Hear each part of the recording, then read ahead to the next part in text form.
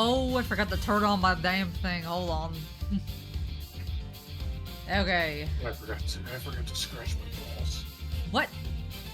There we go. Stop. Stop talking. Much better. Alright. Much better. Let me stream. Fuck, I forgot to... Oh, I stream it! Okay. No.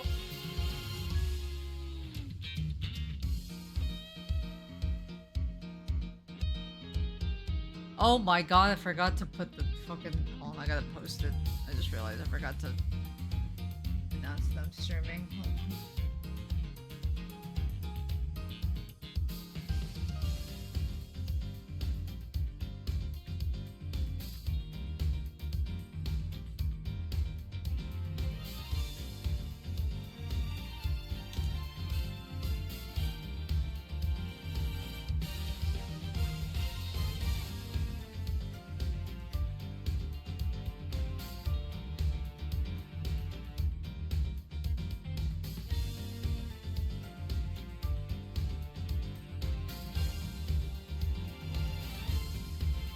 Okay, hold on.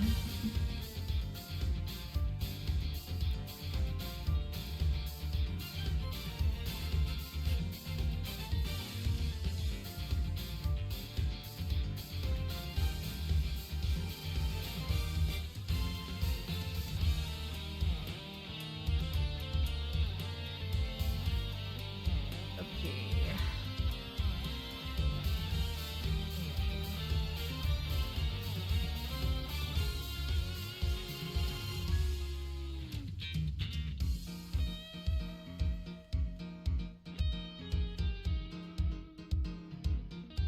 Okay, I think we're good now.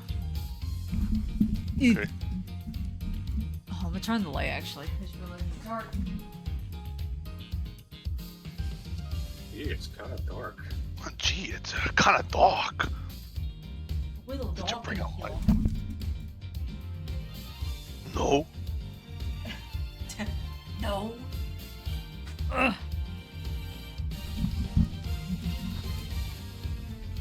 I'm getting water. Perfect.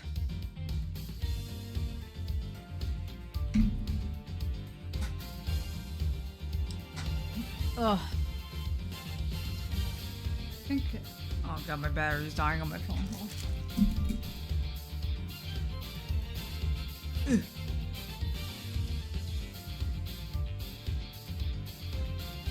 Let me. Okay.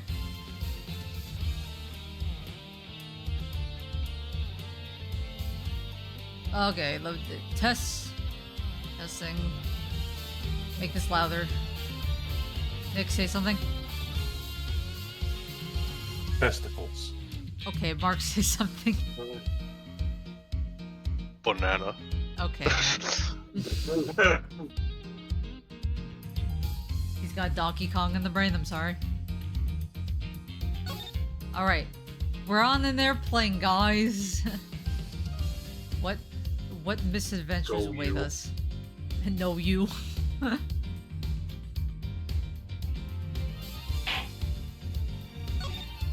Thankfully, Edgeworth writes everything down, unlike fucking this other guy. What's his name? Phoenix, right? I don't know if I can present anything that she won't say now. Yeah.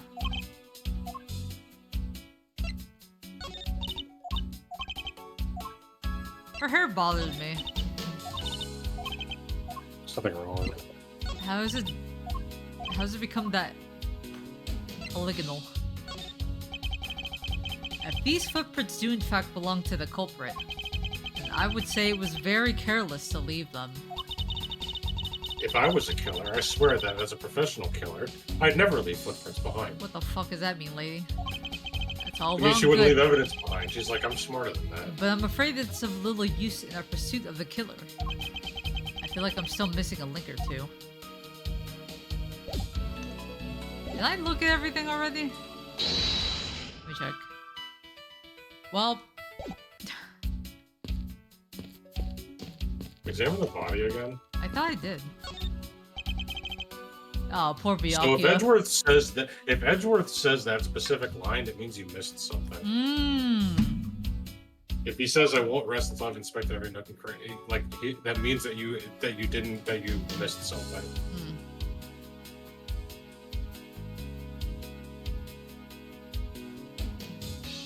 Hello?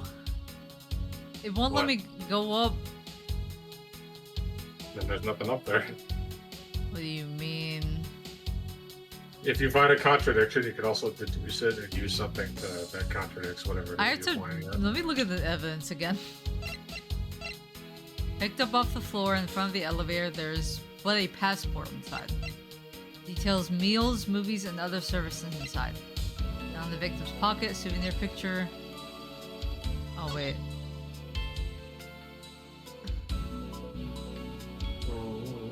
I love 3D models. Okay, there's footprints. That's what we're looking at. Samsung's card. Thank you for going. Ah!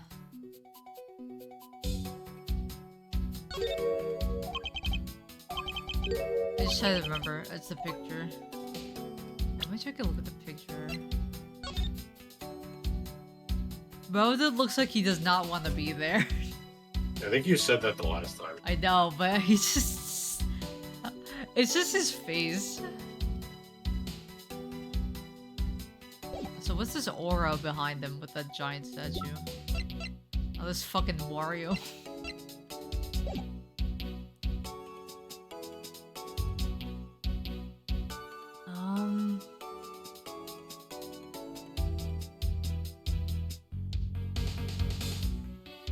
Did we already deduce about the wallet? Like, cause he had the...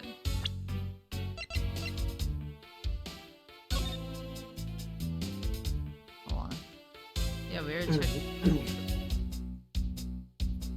Can you open it? You already opened it. I know, I just want to check.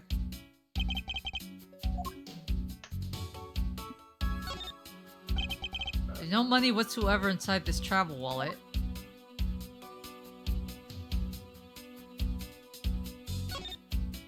It seems that this passport is all that's in here. Okay, then maybe it has it's the money on the floor. I'm gonna forget. Eureka! Damn it! It's in my mind's eye.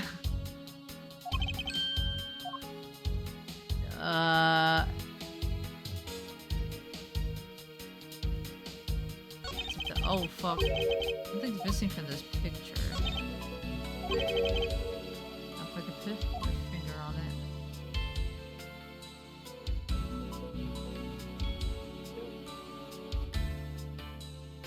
Maybe I'm stupid, but Yes.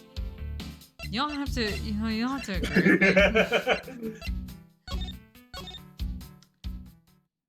Listen, man, I'm smart in other ways. Not in this game. Okay. I'm glad they have an autosave, by the way. That's really nice. Yeah, that is pretty nice. Okay, I think it has something to do with the lanyard. Or maybe it's the photo?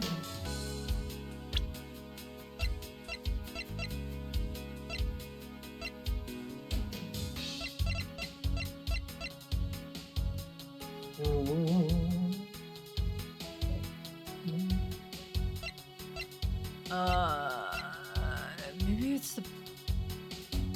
You just said it had something to do with the lanyard. What about it? Something's missing from this picture. Where's the thing that goes at the end of this? Oh, his phone! His phone's missing! I just realized. Eureka!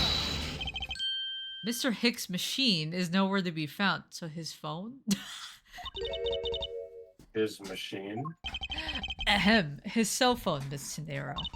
That's. Oh, wait. Oh, so I guess because it's not here. Hold on. I'm just checking my phone. I think something went off. No, it's.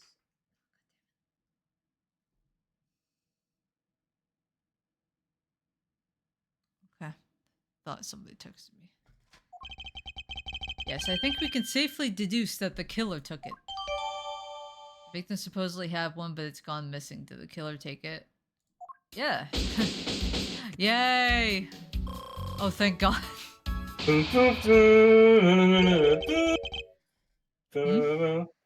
What's going on over there? Curse of Ra! What? Yeah, Curse of Ra is happening. Marcus, is you, I think. Unforgivable! This is unforgivable! Do you understand what I'm saying? The movie is late! It is the same level of train madness is the late. plane arrived late! But the movie. What? I will not talk to you any more. You are just wasting my time. What is the matter, Mr. LeBlanc? If There's it no is your emergency. Please return to your seat, sir. Do not tell me what to do. I need not to sit down. Well, Mr. Prosecutor, did you prove you are innocent yet? If you would like, I will prove my innocence to you right now. What? Nonsense. Are you saying my eyewitness testimony is mistaken? Not mistaken, merely that Yes. there is room for doubt. I'd be most honored if you could please tell me what you saw in detail once more. Fine, suit yourself.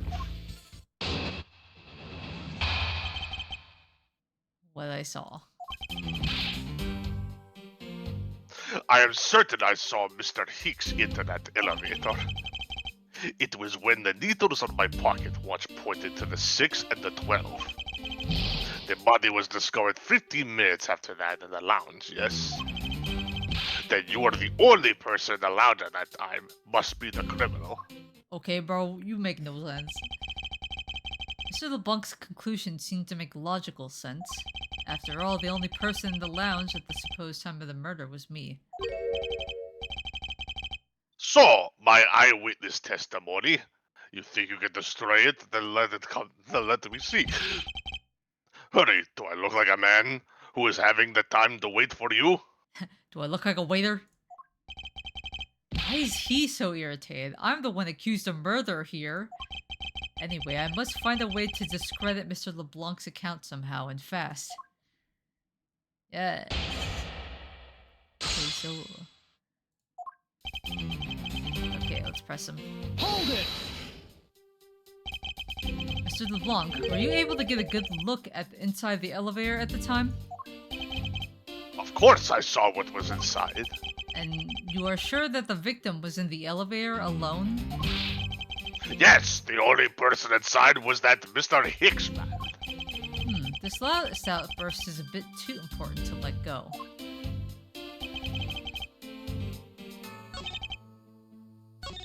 Hold it! Let's see. Was he really alone? Of course, I would even bet even 1 cent. That's... okay. A cheap ante for a cheap testimony. But if that's how you want to play it, I'll happily take your 1 cent. Oh, sorry. There's one of the 12... Hold it! I assume the pocket watch in this case is the one you kept checking, is that correct? Oh, you noticed. It is very expensive, antique. I will have you know. The feeling is wonderful when I fully wind it up by the head. Did you just do the Mr. Dink thing? I would never. Are you sure? I would never. Alright. It does look very well designed and quite classy. I will have to charge you if you want to touch Are it. you that cheap? Come on, man. That's quite alright. Let's continue with our testimony. What a cheap man you are. Now return to the time you wasted back to me. This guy is fucking asshole. Pot calling the kettle black. And if we must, I saw Mr. Hicks enter the elevator at 6 o'clock. Okay. Okay. It's true that I found the victim's body at 6:15. And that's when I found the two of them as well.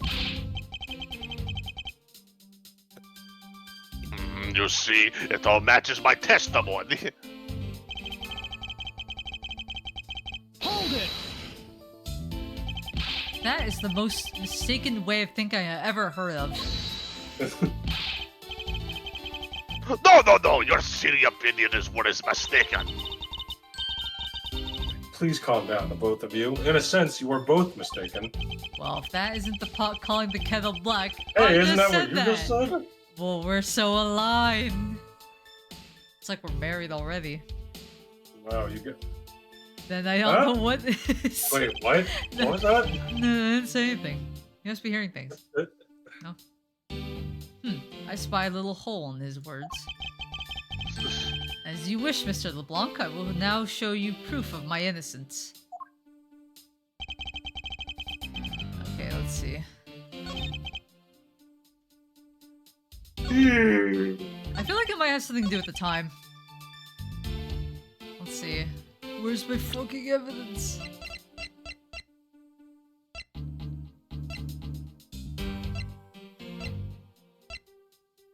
Inside the elevator, picked up the floor. There's but a passport inside.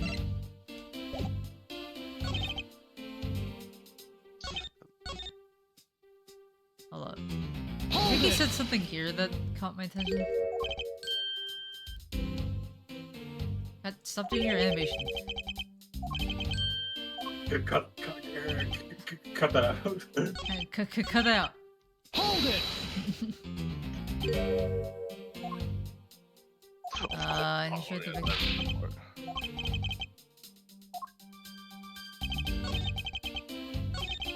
No, that's a lie. Objection! The footprints, my guy. Mr. LeBlanc. What is it? There's a very glaring What is contradiction this? in your testimony. What do you mean? Please take a look at the area in front of the elevator.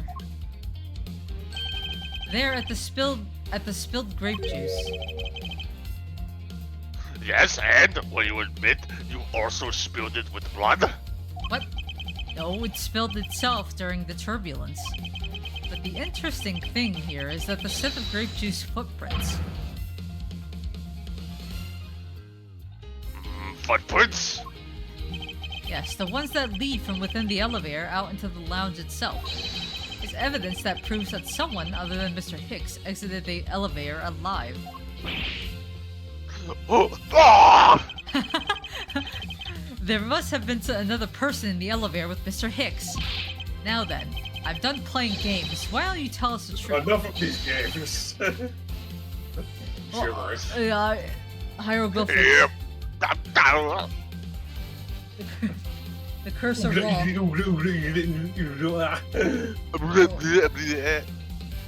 That's all, folks. That's all, folks. Can you please translate for us? Ma'am, your chest is Your eyes. oh, her eyes are fucked up. They're very big. No way, that's totally impossible. I guess is what he said. No way! That is totally impossible. I know there is no other person in here. I saw with my own eyes. If you want to know what I think, Mr. Ellsworth, I don't think Mr. LeBlanc is lying to us. I suppose she's right. He doesn't seem to be lying. Then what does it mean? What about this contradiction? Mr. LeBlanc, please just once more will you recall the details of what you witnessed from me?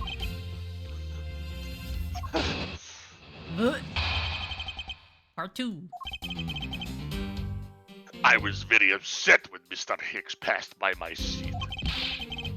I was always checking the time, over and over again. I happened to follow that man with my eyes when he passed me. And I clearly entered the elevator when he was entering. But I swear there was no one else inside. No one!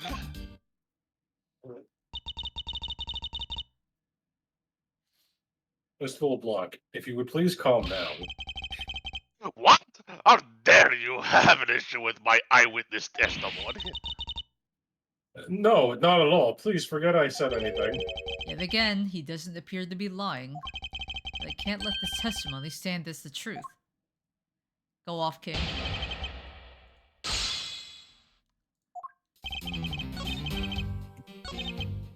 Hold it! Press. So, are you still upset now? I am always upset. The only time I am not is when I have a piece of art in my hands. It's That's a surprisingly easy to believe that about him. But I was even more upset when Mr. Hicks walked by me. Hold it! Why were you so attentive to the time? Because something unforgivable was happening. Come to think of it, you were yelling about something unforgivable earlier. I was giving a compliment to the attendant about the movie starting time. Return back to me my time in money. You understand the point? Movie? Is he talking about the in-flight one that's mentioned in the magazine? A summary of the plot and its start time. Interesting. Wait, where does it say? 6 o'clock.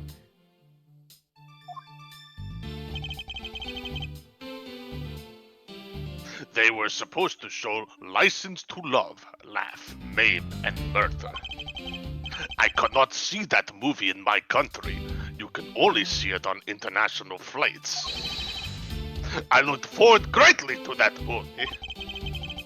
I checked my pocket watch whenever possible so I would not miss it.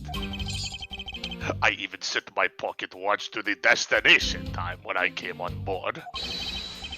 So my watch is not wrong. It matched the schedule. But the movie was late. Very, very late. Hold it! Your pocket watch. I'd like to ask you a little more about it, if that's alright. Hold it! So this movie you mentioned, is it the one listed in the Sky magazine? Yes. I was so looking forward to watching License to Love, Laugh, Maim, and Murder. Miss Tenero... Miss Tenero, was this movie shown on this flight? Yes, it was shown at the scheduled time. Isn't it possible you simply slept through it by accident? Nonsense! You doubt me? No, now stop pointing at me like that. Odd. How did he miss a movie that he was clearly hoping to see? I checked my pocket watch a great number of times. That is how much I know for sure.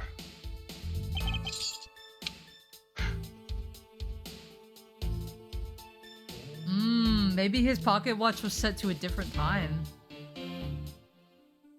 Or he's jet lag. You're sure about what you just testified, Mr. LeBlanc? Are you sure? Sure. Did you have that sound effect?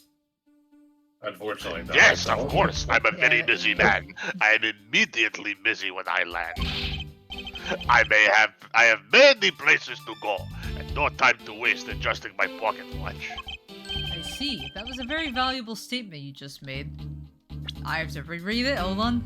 I have many places to go, none to waste adjusting my pocket watch. His time is probably wrong. Flatter me all you want, but you will not get 1 cent out of me. That's alright. What All about I a- require what about is a this piece of testimony. What about a cent?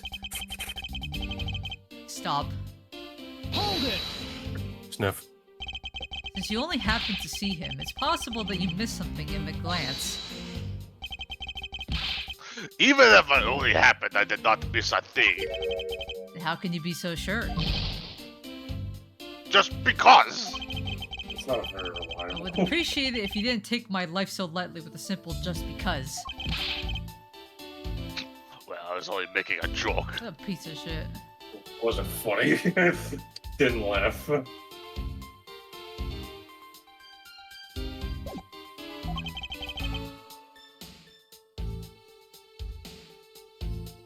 Just I saw Mr. Hicks, alright?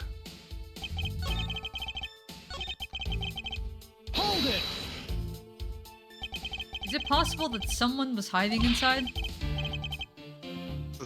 What? You dare insult me? I believe in my eyesight. When I look for art to sell, I often have a great sight for the arts. I think the phrase you were looking for was great sense, although that's debatable. But isn't it possible someone was just outside of your line of sight? You are persistent, I tell you. I looked clearly. I didn't mean to press that, but you can Honestly, I don't think Mr. LeBlanc is lying. read it. I don't think he's lying either. But I think he might be mistaken about something. Mistaken? Yes, and I'm going to correct his mistaken recollection with evidence. And this is professional attendance shall witness the prowess of a professional prosecutor. Oh man. And check the time, okay. Hold it! Oh wait, we already read this. But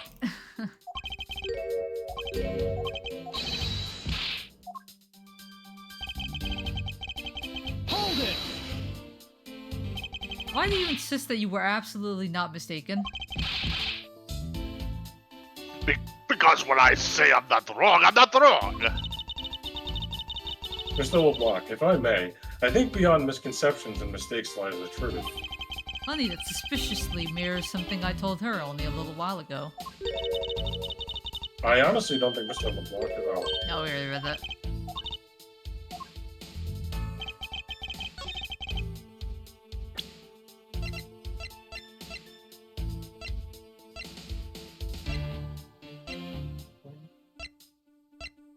I think it might have something to do with the magazine.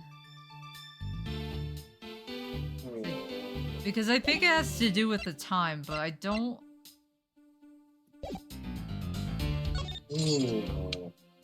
Okay, I think it's this one. Did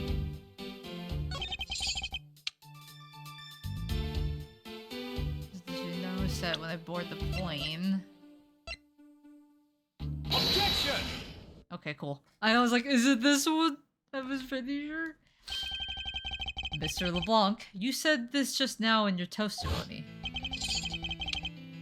Yeah, I mean, I can read it. I even set my pocket watch to the destination time when I came on board. Now, if your watch had been set to our destination's time zone, it would mean that your watch is displaying the time of our destination. Yes, and the correct time is worth its 6 cents. I would like you to take a look at this. If you believe the Sky magazine, clocks on this flight run in accordance with the time of our departure time zone. Of course, the movie schedule was also created with that in mind. Miss Tenero, for confirmation's sake, what time zone is this flight aligned to right now? Well, we made a short stop at a transfer point. That's right. It was in that small Asian country, the Republic of Shengfa. But we didn't readjust our onboard clocks at that time. So right now, we're still running on Borginian time. What? The time difference between Borginia and our destination is 9 hours. In that case, it's only natural that your watch would be out of sync with the schedule. There's a turbine in there? Further, with your analog watch set to our destination's time, it would appear to be running 3 hours fast when compared to the flight onboard's clock. It also changes everything about your testimony. And you can bet 1,000,000 cents on that. In light of this information, it means that you saw Mr. Hicks 3 hours prior to 3 a.m.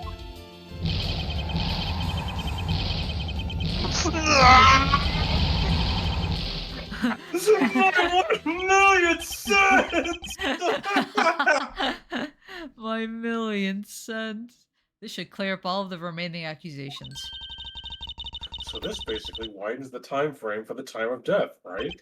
Yes, because Mr. LeBlanc saw the victim enter the elevator at 3 a.m. It means that the time of death could be anywhere from 3 to 6:15 a.m. The question now is, where was Mr. Hicks during that span of time, and what was he doing? I've got something to say. And you are... Yeah, I'm Cammy Meal. I'm a flight attendant. And what is it you wish to say? Well, I think your story's a little different from how I remember it.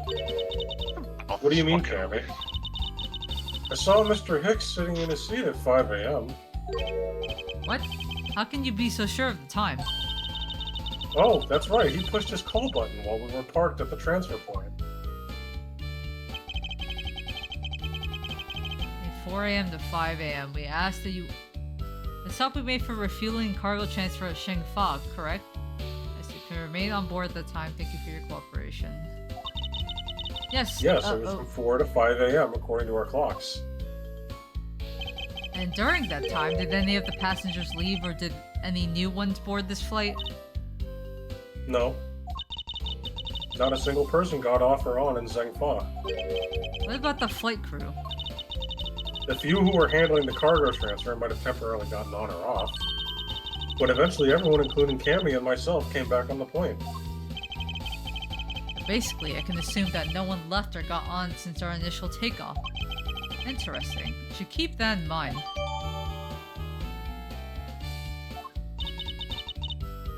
Yeah, and I answered his call.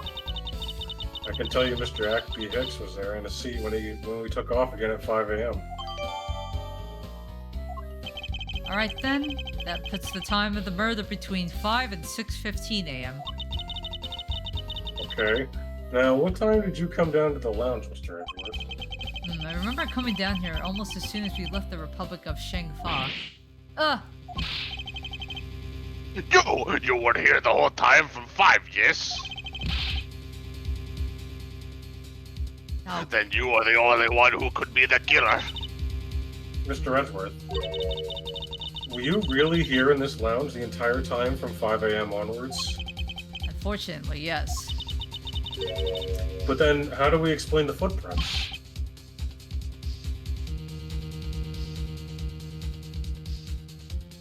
Hey, Mark. Mark, that's you. Oh, is it not obvious? Is it not that obvious? The man who waited for Mr. Hicks here in this lounge waited to kill him.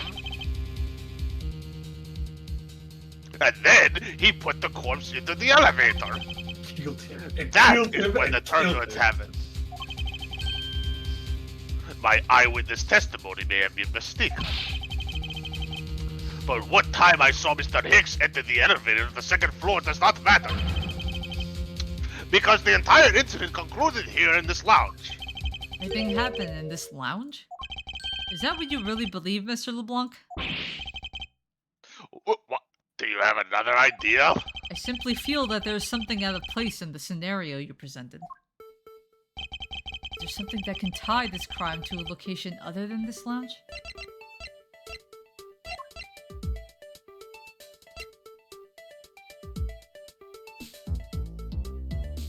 This one?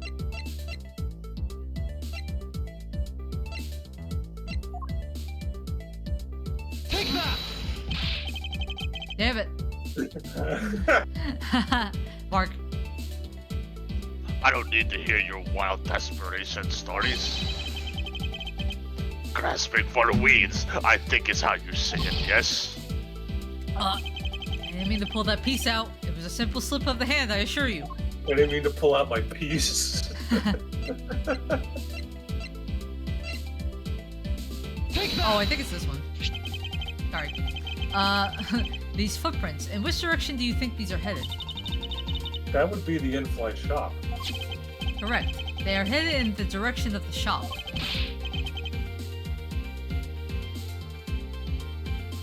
Hey, Mark. But they look disconnected. They end all of a sudden. You are right to point out that they do not do not form one continuous trail to the shop. However, there's another piece of evidence that connects the shop to our crime scene. It's the statue. Take that! A murder weapon. This little piggy bank is sold at the in-flight shop. It is sold there and only there, and is not displayed here in this lounge. How then did it find its way here? Don't you find that a tiny bit suspicious? This is a trivial point. It only means you prepared for it, taking it from the shop first before coming here. It doesn't prove you're innocent at all. Ugh. Is there no way to win this man? With this man?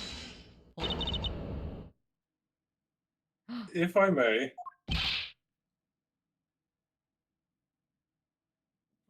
What is it? you see, well, it's just as Mr. Edgeworth says. Oh, and why do you know this so well? Well, it's just that that piggy bank was there in the shop. I saw it with my own eyes. And when was this? It was maybe around 5:40 a.m. Isn't that just before we hit that patch of turbulence? Yeah, that's right. You were in the shop just before the turbulence? Yes, I was. Come to think of it. Mr. Nero, when I found the body, I believe you came out of that door. Yes, I did. And what is beyond that door? That's the flight attendant's room. You were on the first floor? Yes. Oh shit. I had to do something at the shop and in the flight attendant's room. So I went to the shop first and then to the flight attendant's room. Are you saying you passed by me at some point? Yes, you seemed really into the issue of Sky Magazine you were reading at the time. I don't suppose you noticed me walking by. I vaguely recall someone walking by, but I didn't take notice of who it was. Anyway, the piggy bank was definitely there at the shop when I went there. Ugh. Why did you go to the shop in the first place? I went there for a work-related matter. Work, you say? Yes, the upkeep of the shop is also one of my responsibilities. Why did you not say anything about it until now is what I want to know. In any case, I believe it's clear the shop needs to be investigated as well. Shall we head over there then? What is it now? Aren't you forgetting something, Miss Rhoda? Don't you need the captain's permission to check the shop? No, I haven't forgotten. But I've already asked him for permission to search the entire plane. So I think we're all right. That's weird. What is? Well, I just talked to the captain, see? And he said he didn't give you permission to do anything like that at all. What is the meaning of this, Miss Cinero? It means she's lying. Go on, admit that you are. You said you had permission to search all over, but you don't, and yet here you are.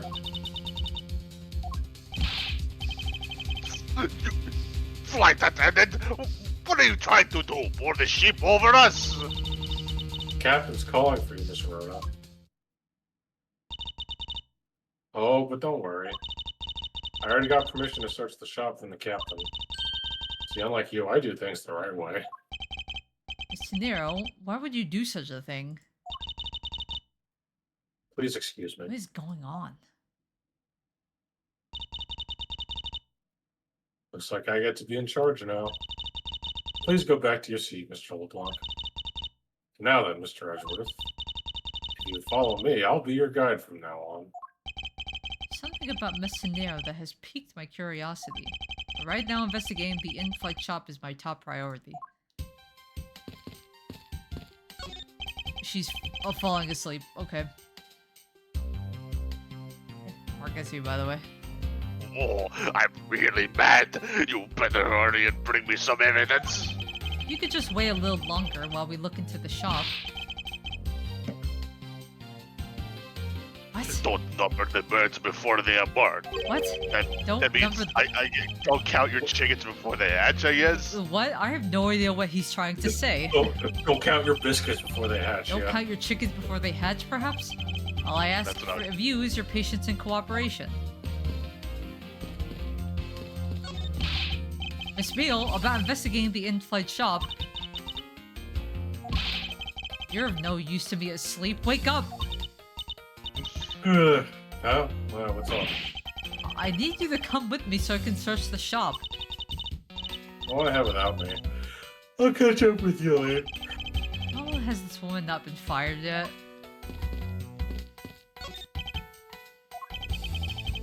Last week I was in the area.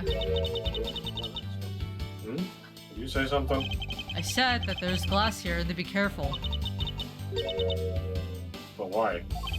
Obviously, common sense does not register even as a blip on this girl's radar.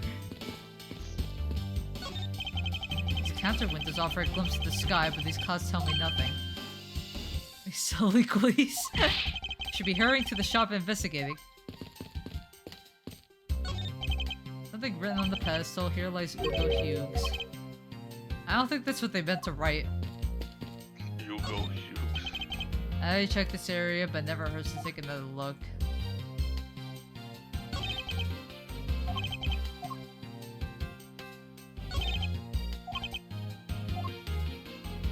If he says that, does it mean we don't need to check this, right?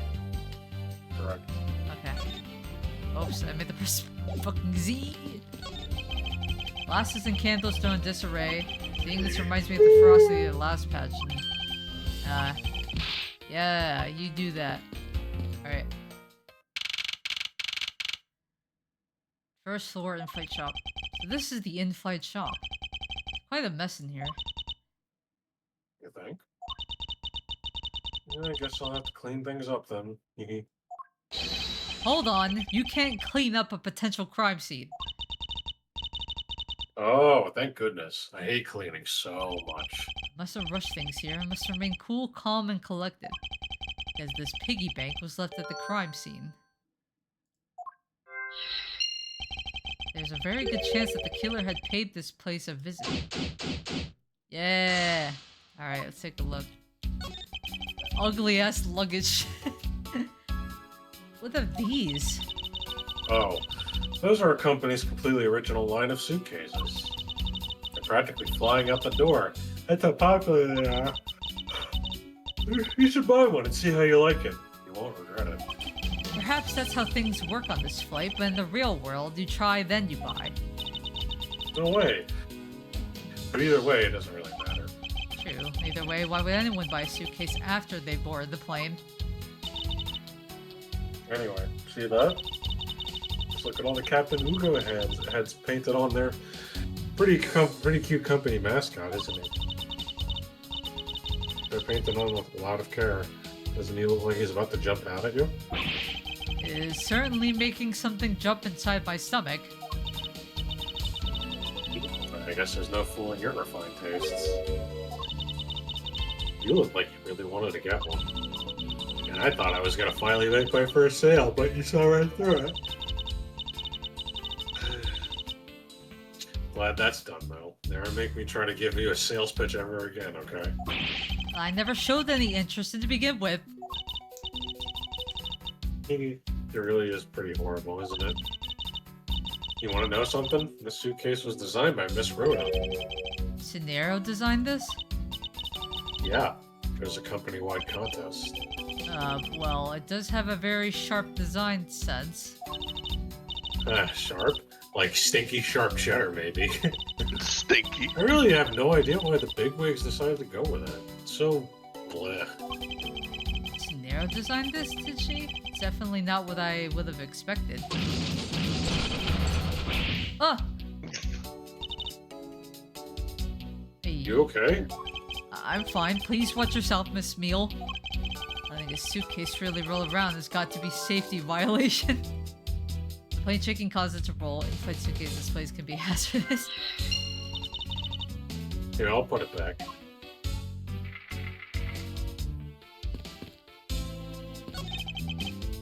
Suitcases designed by Miss Nero. That's one sharp design. I don't know much about this shop, but you can still ask me about whatever. Why is your shirt open? So, what do you think about what has happened regarding this case? Why aren't you wearing a bra? So- That's what I want to know. Oh, I don't know. I guess I think you're the killer, though, Mr. Edgeworth. To be fair, there are some women that don't wear bras at all. You're at work. She is at work though, yeah. I'm not excusing it. Let me read what he said. I like how she has the little Ugo mascot carrying around does. with her. I can assure you that I'm here in this shop to prove just the opposite. Yeah, but it was me that got you the permission to look around, you know.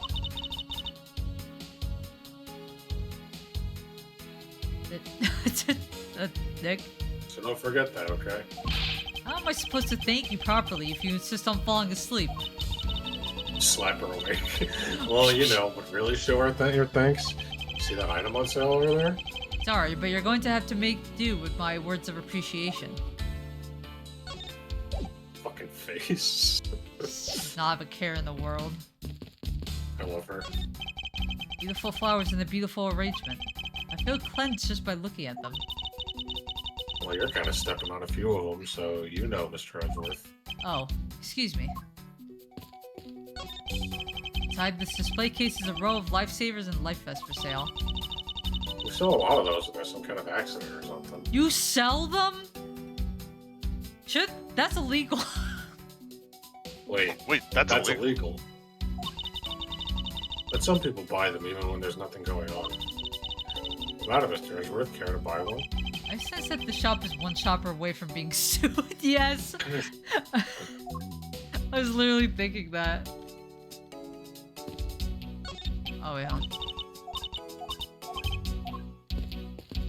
You can't. There are all kinds of luxury name brand merchandise for sale in this display case. And they're lined up in just such a manner as to scream "Buy me" to any passersby. Stuffed toys, just like the one Miss Meal is holding, are on display here. They're relatively cheap, which explains why they're displayed so haphazardly. How about it, Mr. Edgeworth? You know what you want one too. They're great for when you're stressed. Why do I envision stuffed animal abuse when she says that? The glass from this display case door is shattered all over the floor. And it looks like there's nothing on display inside either. Wait, actually, I think there is something. What's this? A mini captain's hat?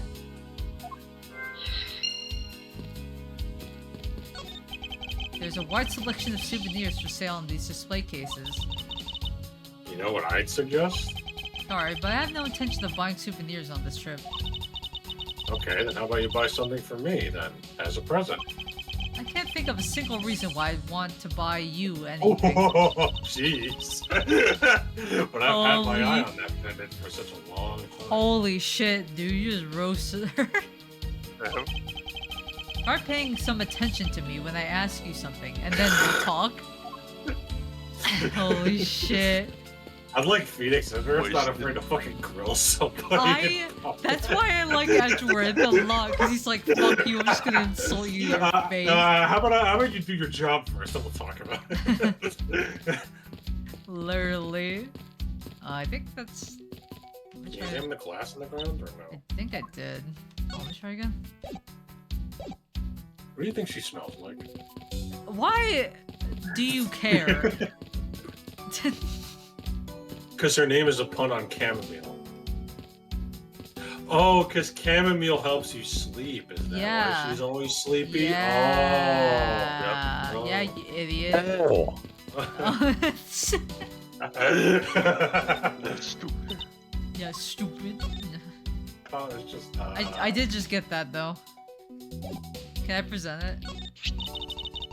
Ooh, I'd love to have this piece of jewelry. Can I have it? No! No, you may not. This is the prosecutor's badge. Pooey.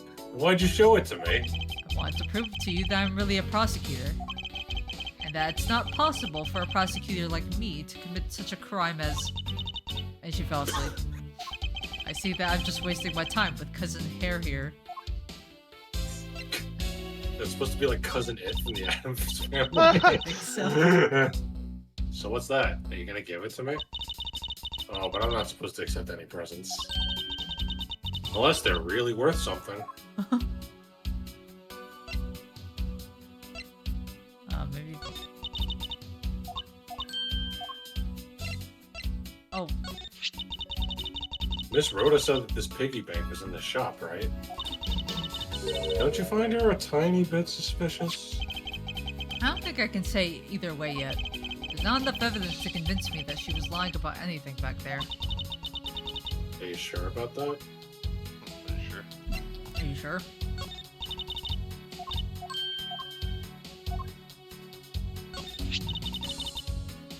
Like I said earlier, I was the one answering people's calls while we were refueling in Zhengfa.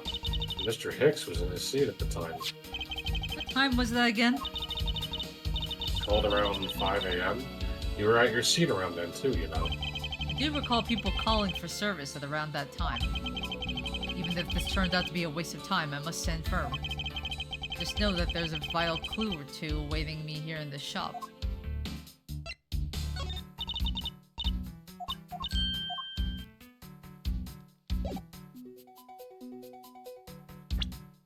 Oh, hold on. Wait.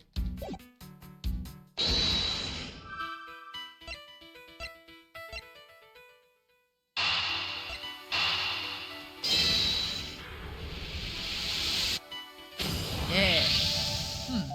The hat probably used to be on the piggy bank's head. Let's give it a go and see. I believe this piggy bank was forcibly removed from this display case.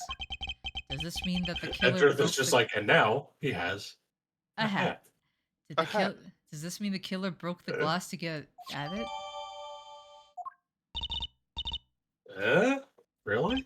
Tell me you don't know what things go where in this shop. Well, I don't. Miss Rhoda's in charge of this place. So come on, how should I know anything? I sense that further inspection of this display case is needed.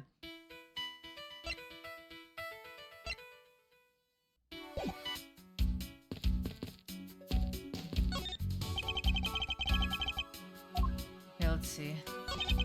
Is this the same man as the one portrayed by the statues around the elevator? Yeah, that's a paperweight of the founder of GoU Airlines, Mr. Hugo Hughes. On the bottom shelf, we have the cute one, the middle shelf is the realistic one, and on the top shelf, that's the floral version. Floral? Are you sure about that? Let me guess, you just said the first thing that came to your mind, right? Looks like that hit the bullseye. The glass on this door is broken. Perhaps it was the killer who broke in order to take the piggy bank, but it's a bit odd that the inside of the case is so devoid of glass shards. Plus, the glass broke rather cleanly.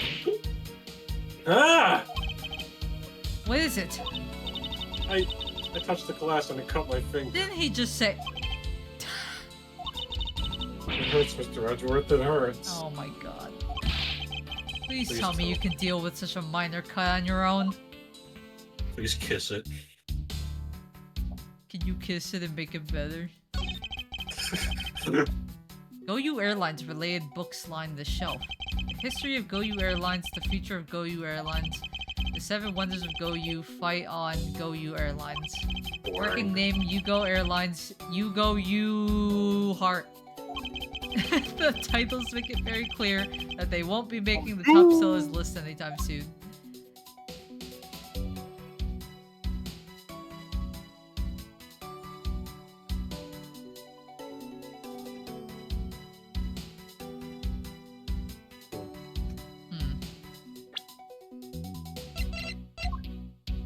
Hold on, let me go back.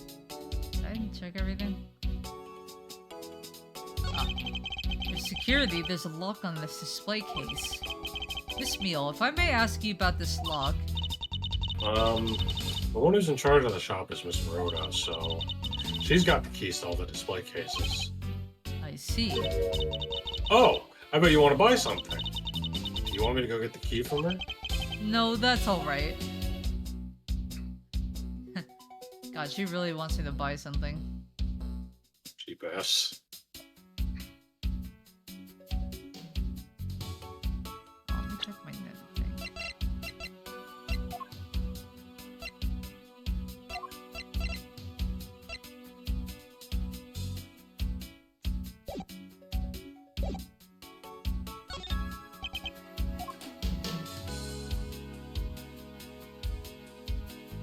I thought I did.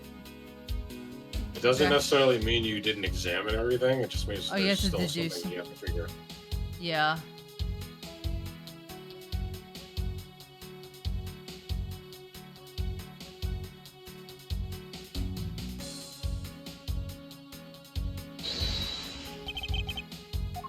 Mm.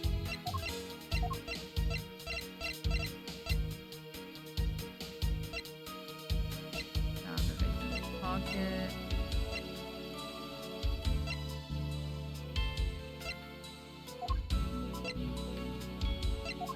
Let's read that. Coming on board. Present to our readers.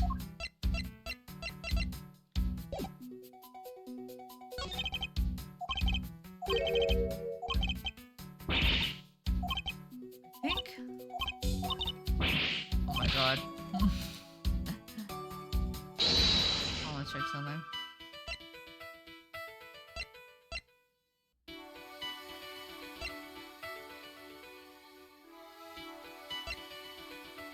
Oh, I'm gonna double check if I got everything.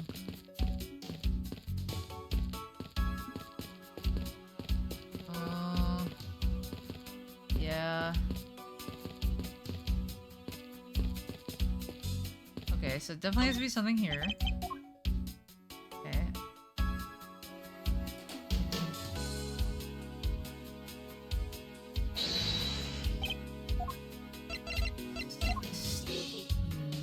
Hmm. Eureka! This? Eureka! Damn it. There's definitely something unusual about this. About This what? empty shelf. The killer had broken the glass to get at the Captain Ugo bank. There should be shards of glass inside the case itself. Yeah, I was like thinking that. Because if you Oh, I break through the see. glass, Yeah, I guess it'd be like that. but why is it outside? I guess it do be like It that. could be addicted. But I got it wrong, by the way, but however, there's not a single piece of glass inside the display case.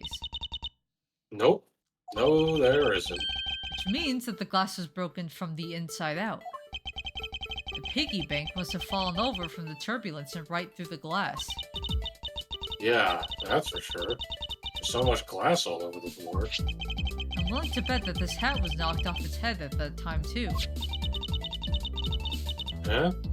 That's nice. Which leads me to believe, she does not give a shit by the way, that the killer took the Captain Ugo bank from here after the turbulence.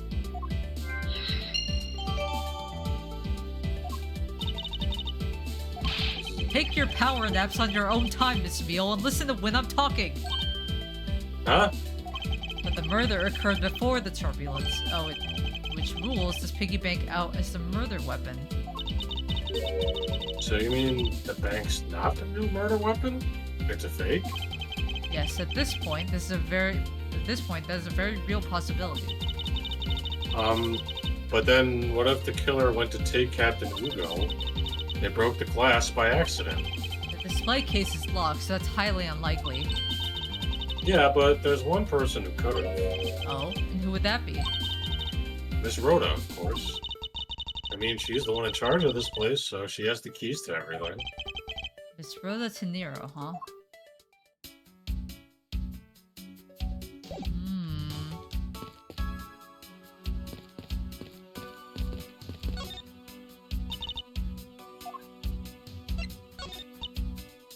I cut my finger on those bad pieces of glass. Don't blame the glass for something you did to yourself. Just be more careful. Same to you. You're the one walking all over broken glass. You sure you're okay? I'm fine. Any glass I walk on, I crush like this. That's nice. Please be careful on the display case, okay? We don't want you to get hurt. Compared to the glass around my feet, the inside of the case is nothing to be afraid of. After all, no glass fragments appear to have ended up inside. I guess even you can tidy up the case, right? Perish the thought! Got a little hat on it. No, we already did that.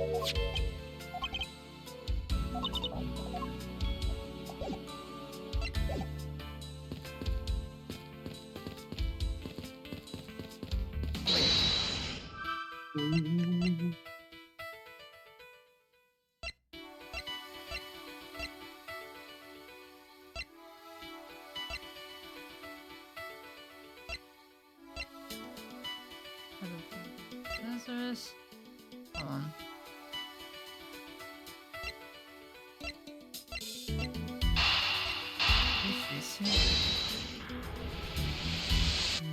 Damn it!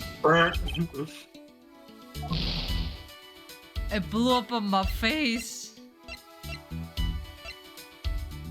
It deserves. Oh wait.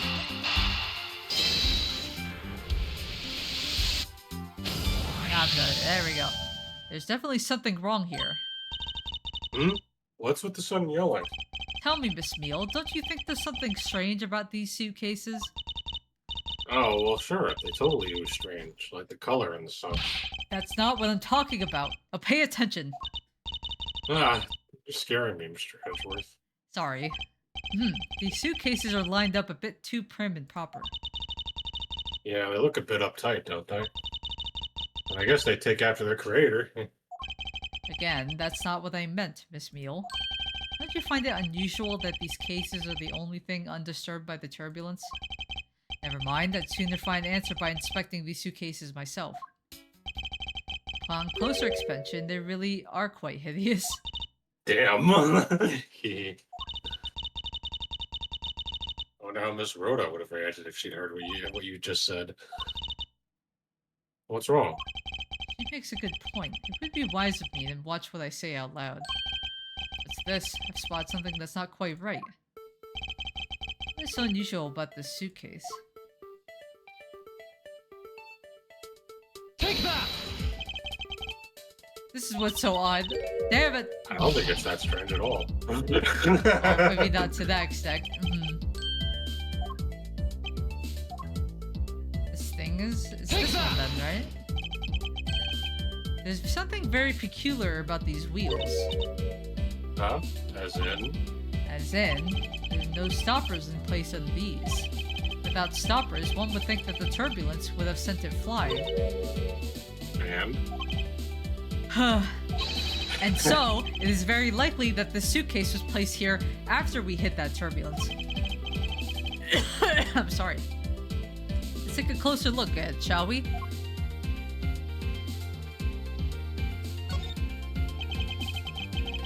This was apparently designed by Miss Cenero herself. That fucking thing.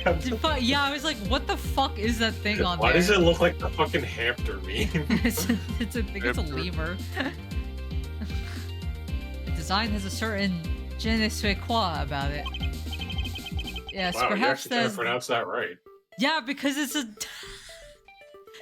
I know how to say cool words Because sometimes. it's okay. All right. Where did you hear it from? What The game diff- was it in? No, it wasn't a game. I've heard it on TV.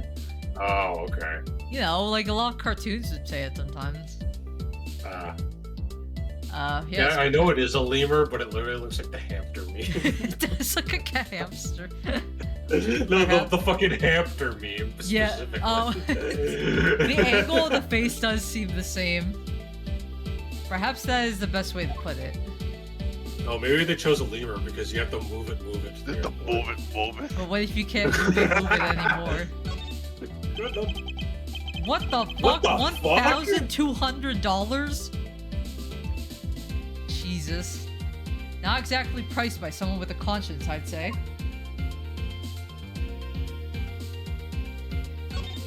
It would appear to be unlocked. Let's take a look at what's inside. Blood. A piece of cloth. soaked with blood. It's blood. It appears that this suitcase is very strongly tied to our murder after all. Oh shit. They were hiding shit in the suitcase. So, explain this to me. Bro, she's so dense.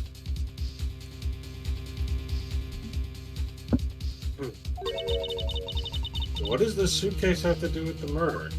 I believe it's pretty safe to say that the killer used the suitcase in some manner. Such as to move something, perhaps?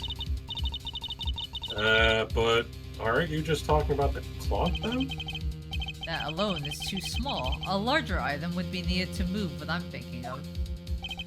The thing I believe the killer used the suitcase to transport is...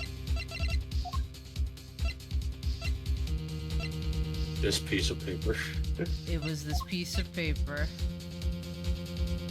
Another piece of paper. Their feet. Nothing gets past you. Oh wait, I think it's... Take that! What? I thought it was the cargo thing. Huh? I don't understand that. I thought it was like they're transferring cargo. I'm stupid. It's fine. Wake up! Huh? Did he say something just now, Mr. Edgeworth? I mean, I don't know, but I don't think that's it.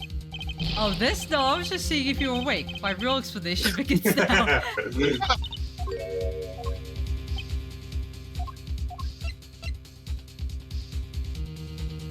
Use the suitcase to transport. Wait, the thing I believe the killer used the suitcase to transport is... Wait, I'm confused about this questioning. What are we trying to prove? What was in the suitcase that they were transferring? Wasn't it like cloth? Besides the cloth. Drugs.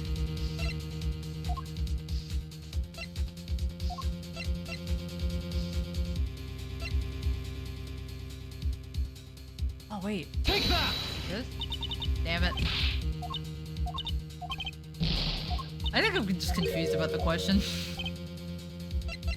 What was in the suitcase It was like cloth, right?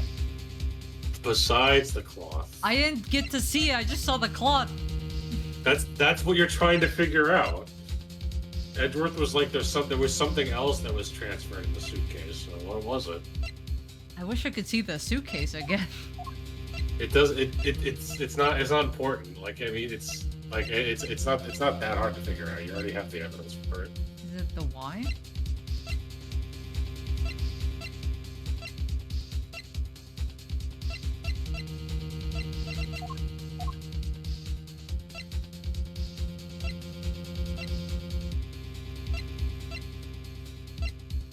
The piggy bank. Hold on, there's that starting. Go away. Oh, why did I press that? Take that! What? My game? My game? What about it? My game was frozen. My game. Thank God for honor saves. Yeah. I would just given up. Wait, how do I? There we go.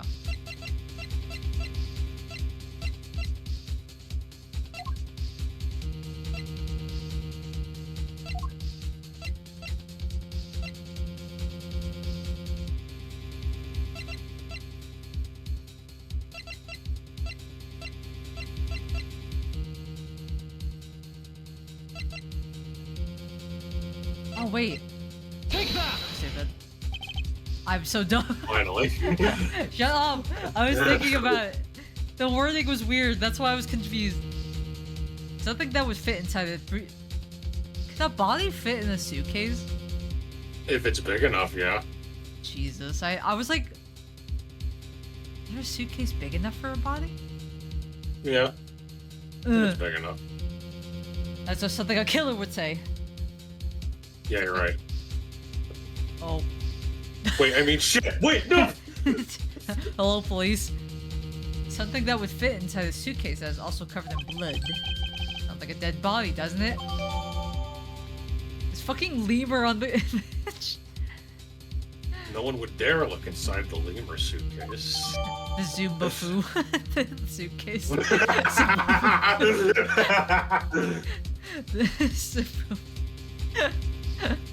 Found inside the suitcase, beautiful parent has been soiled by blood.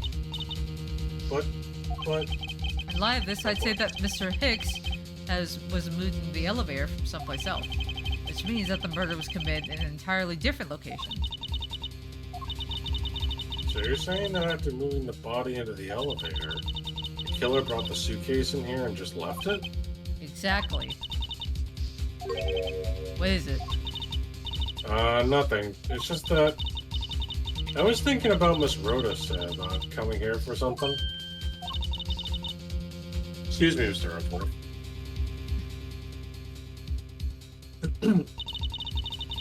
I wanted to give you a bit more time, but I'm afraid I wasn't able to convince the captain. I'm very sorry, Mr. Edgeworth, but the captain feels that he has allowed you ample time. He says that he'd appreciate it if you could wrap it up here and return to your seat. I understand the sentiments, however, if I'm not allowed to complete my investigation, the crime scene may become contaminated by the time we land. If I must stop, then I insist I be allowed to oversee the preservation of the two sites. Under your supervision, of course. If that's your only condition, then I believe we can accommodate your wishes. I'm here to assist you in any way that I can, Mr. Edgeworth. Sounds like fun. We can camp out and watch over everything together. I found proof that the real crime scene was not in the lounge, and I have enough evidence to prove myself to be innocent of any wrongdoings. And yet, regarding what Miss Meal reminded me about Miss Tenero, I can't allow my investigation to end here. The truth must come to light. To be continued. Oh, by the way, I forgot to tell you guys, oh, cool music. The Apollo games, they just went on sale. Oh, cool. Guess what games I can get now? Oh no, I see who's back there. Get that I man don't know what you're away. talking about. Get that man away from me I immediately. don't know what you're talking about. I need a restraining order right now. Give me one this minute, please. I don't want to talk to him, please. I know that once we had landed, I'm supposed to let the local police take over. Thanks to Miss Tenero and Miss Meal, I was able to preserve the crime scene. But I just can't shake it. I wasn't able to talk with Miss Tenero in private. So I'm left wondering just what was she up to? Why did she do what she did? There must be a way for me to continue my investigation. I've been expecting you, Miles Edgeworth. Oh Hi, my Francie. god. Franziska? I thought you were still in Germany. I go where I am needed, and wherever there are criminals to be caught. Her name is Franziska von Karma, the daughter of my mentor, Manfred von Karma. She, like myself, is a prosecutor. Are you heading up this case? It would be a bit of a relief if you are. Don't you try to flatter me, Miles Edgeworth. I'm placing you under arrest. By the way, when does this game take place again? I'm pretty sure after the third game? After the third game? Yeah. Can you confirm nor deny? No, it's definitely either after the second game or the third game. It's one of those. Okay. What? You can definitely tell because, you know, of that character that's in the background there. It's quite frustrating, actually. Oh, wait. I had hoped to exact my revenge on you in a different venue. But I'll have to take what I can get. I never thought I'd see the day. When a disciple of the House of Von Karma would become a criminal. Have you no shame? Wait, it has all been a big misunderstanding. I didn't kill the victim. A misunderstanding? I heard all about the murder over the police radio from the captain himself. You waited for the victim on the first floor and then beat him to death. What? Franziska, do you honestly believe that I killed a man? I suppose I should reserve judgment until after I've investigated this for myself. I can put your arrest on hold until then. That's as it should be. I don't need a lecture on how to perform my duties from all of you people. To be perfect in every way, the fulfillment of that creed alone is all that I strive for. Well, I have my own creed which I must fulfill, so why don't we solve this together? I have to get going. The crime scene awaits. Don't you dare leave town. Trust me, I had no intention to. Detective Gumshoe. Yeah! Yes, sir! Yeah. Too slow. Ow! Listen up. I'm leaving you in charge of watching this man. Don't mess up, understand? Gumshoe, yeah! Mr. Edgeworth? I'm supposed to guard him? A simple yes or no, detective. Yes, sir. Understood, sir. You just leave it to me. Miles Edgeworth, if you interfere with my investigation, I'll arrest you on the spot. Are we clear? Now then, if you'll excuse me.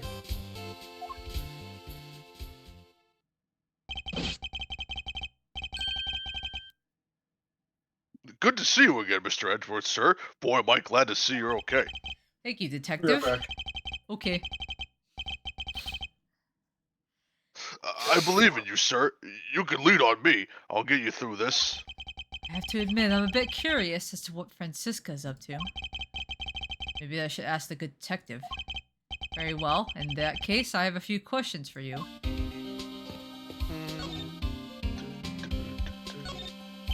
So how is the initial investigation going? We just shipped the body off to the coroner's office. And we're taking statements now, sir. That sounds like Francisca. She was always good at the quick responses to a case. I'd say she was a little too quick, sir. Oh, how so? I rushed over as soon as I got word of the affairs. But somehow when I got here, Miss Von Karma was already barking orders at everyone. It was kind of creepy, as though she knew there had been a murder or something. And had come in advance and wait for your flight's arrival. That is sort of odd. She did show up rather quickly, and out of the blue. Plus, I still don't know why she's here in America. There must be some backstory to all of this. Miss Von Karma just kind of popped in at the prosecutor's office about a week ago, sir. Something about chasing down leads related to a certain incident. No details? It's kind of top secret, so she can't really talk about it, even with me, sir. Knowing her, the only type of talking she likes to do is with her whip. Plus, I doubt the top secret Gumshoe's theme part... is playing. What? I had Gumshoe's theme is playing. Yeah, because he's heel. Plus, I doubt the top secret part was what stopped her from talking to you, detective. Although, I wonder if her case had anything to do with mine. Anyway, that's all the info I have, sir. We should find more about it as we investigate. Yes, it is high time to resume my investigations. That's the name of the game! Starting with talking to the people involved in this case afresh. What a view of the planes preparing for takeoff. I want to ride a plane someday too and go overseas. Have you never been to another country before, detective? Nope, not yet, sir. I don't even have a passport. But I've been saving up for that eventual someday. A penny a day is being precise. At that rate, he won't be making any trips until well after retirement. This child seems to be happily enjoying the sight of so many planes. I'm all excited to see this many planes too. Just look at all the size of those things. Do you like planes too, mister? The balance between the main wings and the tail wings really something, huh? Ha! It seems that this child derives his pleasure from a different aspect. Oh, I've been a thing for the shape of the wings too. Here, mister, you can stand next to me. So about that plane's wings.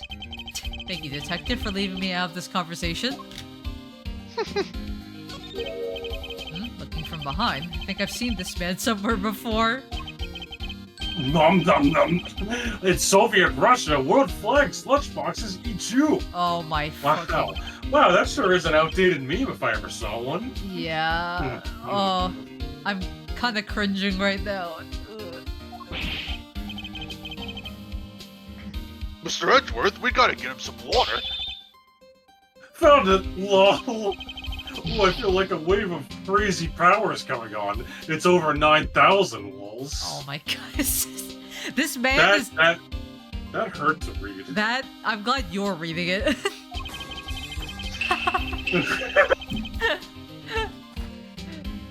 Go ahead, read it. So for my next elite movie, it's gonna be the Steel Samurai Warrior of Neo Old Tokyo versus the World Samurai Champion of Earth. It's gonna rock sword so many box swords. I'm gonna kill this guy. Can I do it? Whew. Good thing it was a false alarm, right, Mr. Edgeworth? The Steel Samurai is finally getting a movie. Completely ignoring me as usual.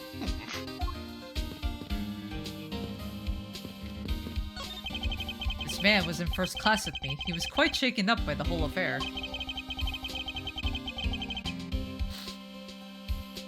I'd be pretty scared too if I got caught up in a murder investigation, sir.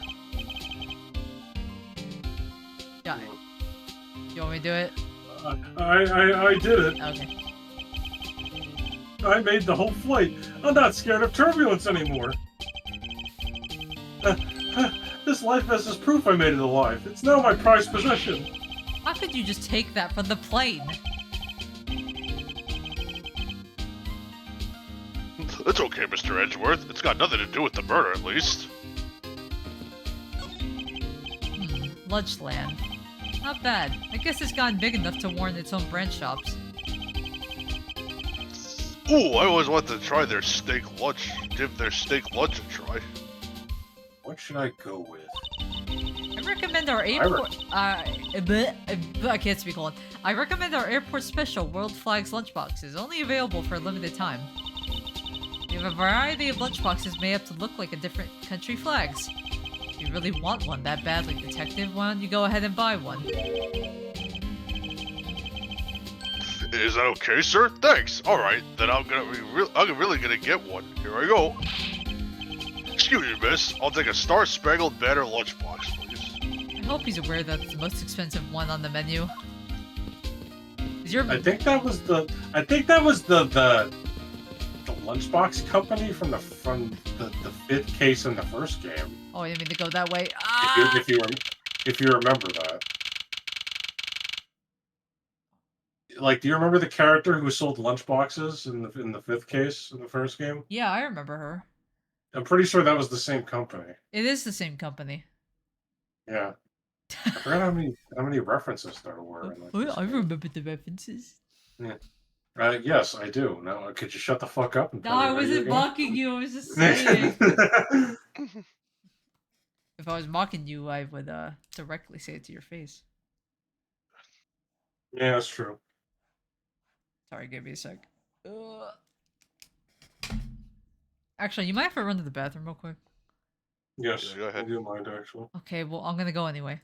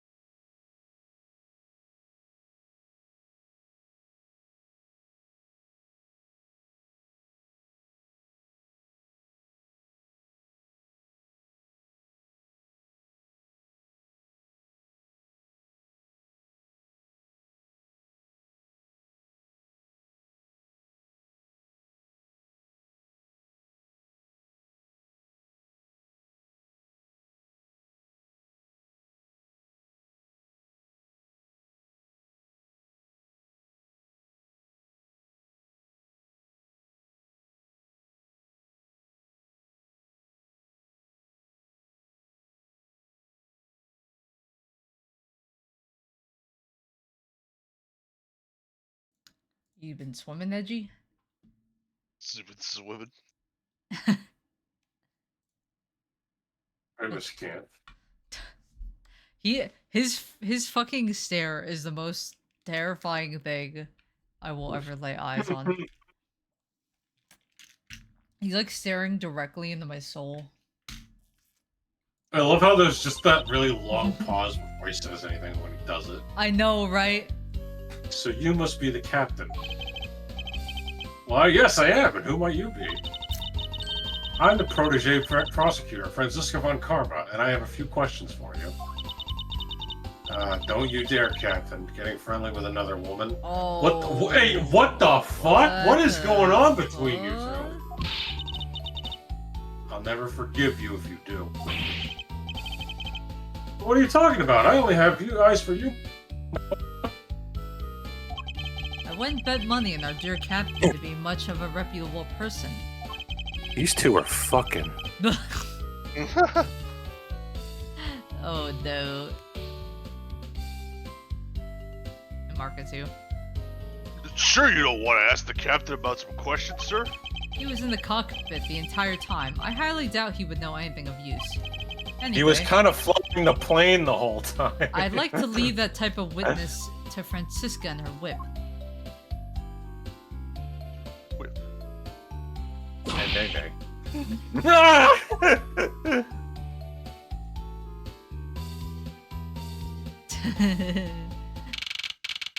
fucking Oh, guy. hey, look, he's still there.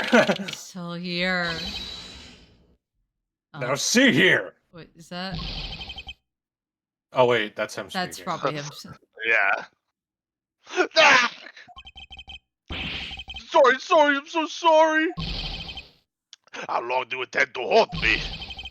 It is impossible for me to be the criminal, I told you.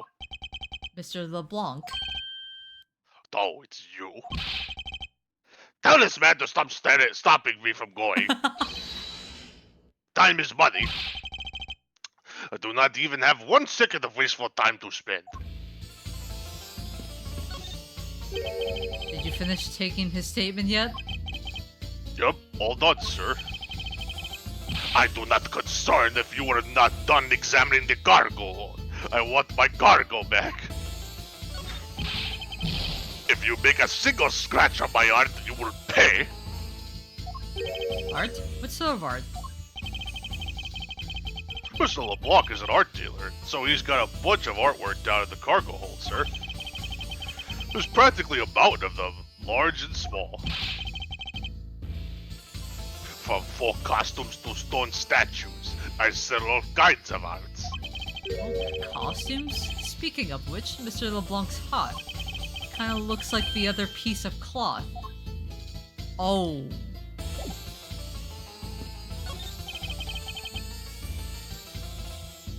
I see how it is. Sir, you can't go in there. I'm Miles Edgeworth. I am one of the prosecutors on this case, so please let me through. I am very sorry, sir. No one is allowed to enter without Miss Von Karma's express permission. But I'm on the case. Yes, I understand that, but I also have explicit instructions not to let you through from Miss Von Karma.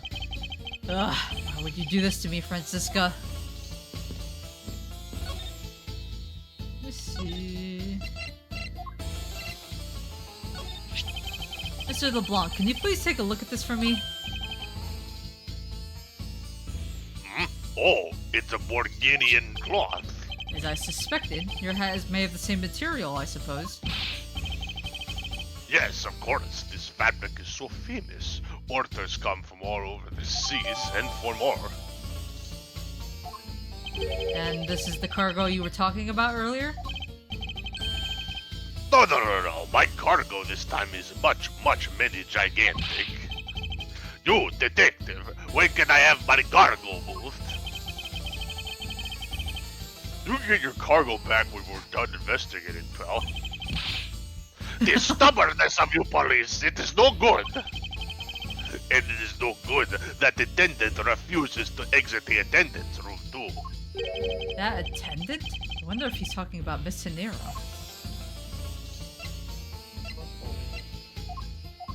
How do I go back? Oh. What did you mean by that attendant, Mr. LeBlanc? It was taken to the attendance room for an interview. And then they still have not come out. They make no sign of coming out either. I was finished with my own interview much earlier, quicker than her. Why is Miss Tenero's interview the only one that's taking up so much time?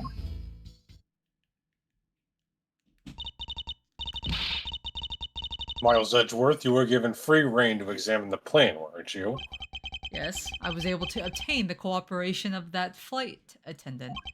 Speaking of attendants, I'd like to speak with Miss Tenero. I wonder if you might grant me permission to enter the flight attendant's room? Before I do, you still have to clear up a few issues surrounding your own circumstances. I understand. You may have tricked those attendants with your sophisticated talking. You can't pull the wool over my eyes, Miles Edgeworth.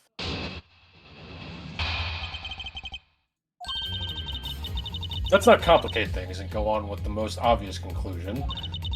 The scene of the crime was here in the very lounge the body was discovered. From the time the victim was seen calling for an attendant until his body was found, the only person in this lounge the entire time was you, Miles Edgeworth. This unmistakably makes you the likeliest suspect. The likeliest suspect, Francisca? Do you have a problem with that? No, but it's not like you to use such a vague wording. You're usually a bit more absolute. I'm simply trying to watch out for you. Or my kindness is too hard for you to comprehend?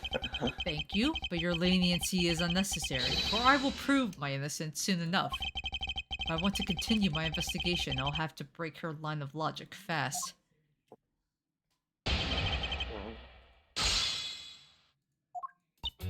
Alright, let's press. Don't you think you're being a bit rash by simply declaring me the culprit? I like my affairs to be simple and perfect. I'll show you the meaning of both when I finish this whole thing with 3 minutes. I'll give you 3 minutes. Mark, I think it's you, by the way. Oh, hey! You say that you like your cooking pack of instant noodles. Now. I won't allow even 3 seconds of useless testimony to be uttered in my presence. I see she hasn't changed a bit. But I won't allow her to send me up to prison so easily. Hold it! So tell me, Francisca, do you know all there is to know about the crime scene? I know all that I need to know in order to arrest you.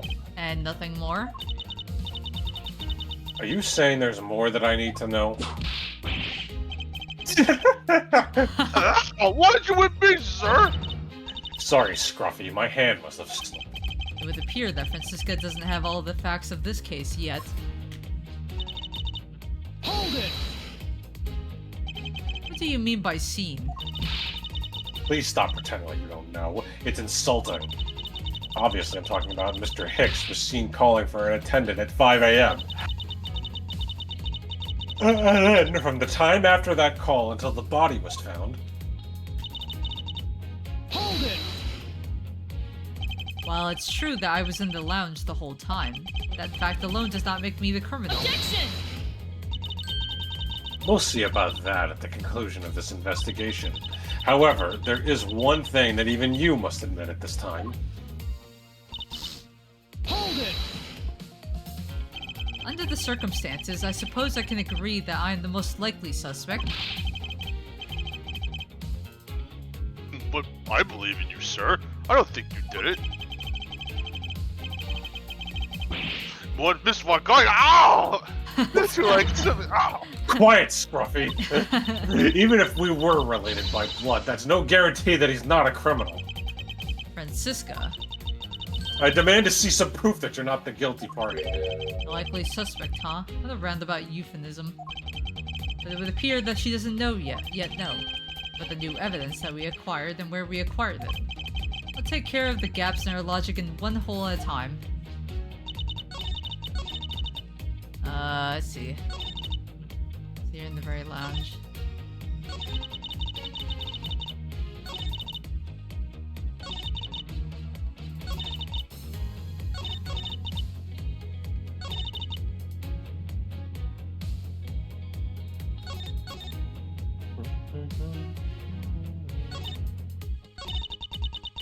Hold on.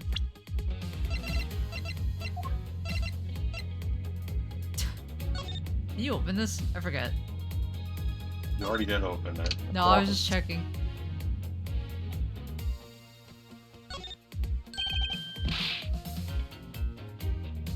Oh, Mark, this is you, by the way. Forget this, sir. I bet the victim used this suitcase as his hiding place. Excuse me?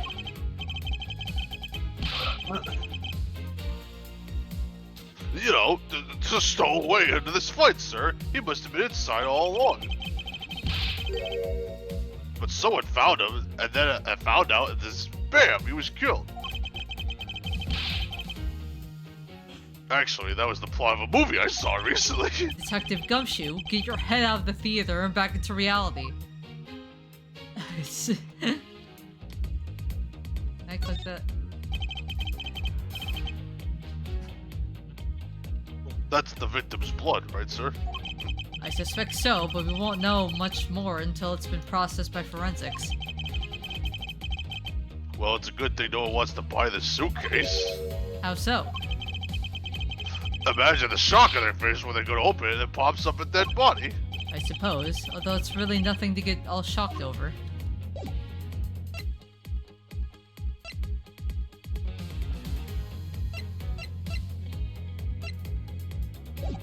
Hold on. Hold it! Hold it!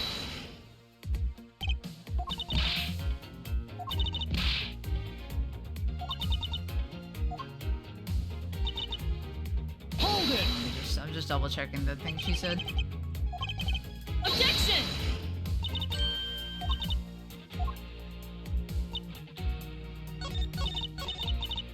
Hold it!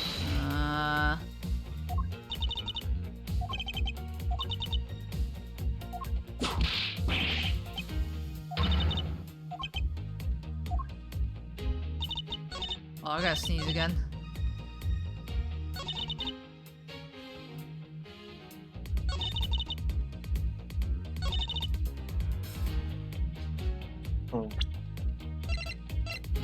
Okay, she doesn't have all the evidence, so I don't think she knows about the suitcase then, or the bot. I go to the bathroom. Hold on a minute. Oh, that's fine. Let's see.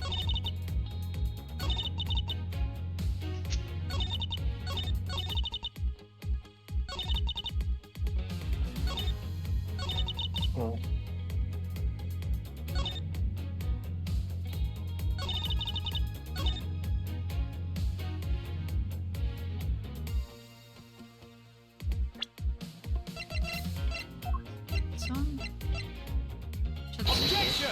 Oh, there we go. I thought it was that or the suitcase. The blanket of the suitcase. It would appear that you did not have all the information you needed after all. Should I wait for Mark? You don't have to. If Gumshoe talks, I'll do it. Okay.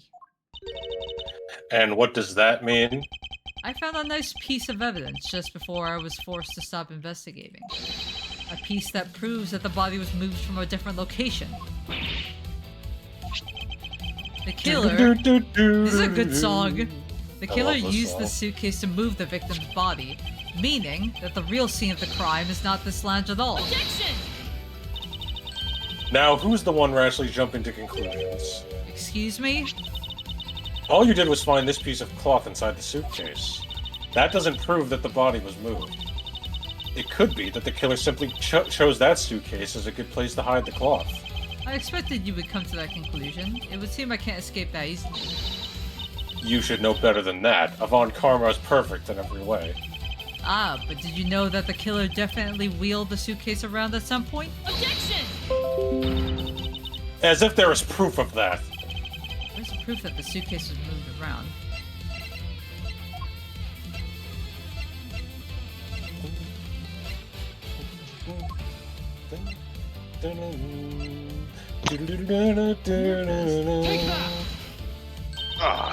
The spilled grape juice in front of the elevator? Yes, and I'd like to draw your attention to this area here. Where is the evidence that proves the killer dragged the suitcase through here? It's this mark, right? This mark. Take that! This mark here. Wouldn't you say that it looks suspiciously like tracks from 2 wheels? I suppose. Further, there's also grape juice residue on the wheels of the suitcase. Yeah, I was noticing the residue on there. I thought that was blood. That means that the suitcase containing the victim's body definitely passed through here. I suppose this means that the killer did move the victim's body from somewhere else. I'm glad you've come to your senses. Objection!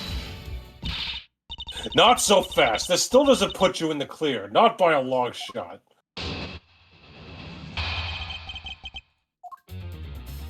You prepared yourself and acquired the piggy bank before the plane hit that turbulence. Then you waited for the victim in the lounge where you beat him to death. I feel like I already know what it is, because she just said there. Then while you were in the elevator with the victim's body stuffed into the suitcase, the plane hit that patch of turbulence and out flew the body from within the suitcase. With no way out, you hastily put the suitcase back where you had taken it from, and pretended to be the discoverer of the body. A body has been discovered. Not a bad bit of logic for something you thought of on the fly. Get it? Because airplane? Shut up. What are you insinuating? Then I will show you exactly how flawed your logic is. No matter how strong of a face you put on, not even you can hide your fears from me. I'll expose the flaws in her logic in one fell swoop. Swoop. Watch me swoosh right in. Swoosh right in.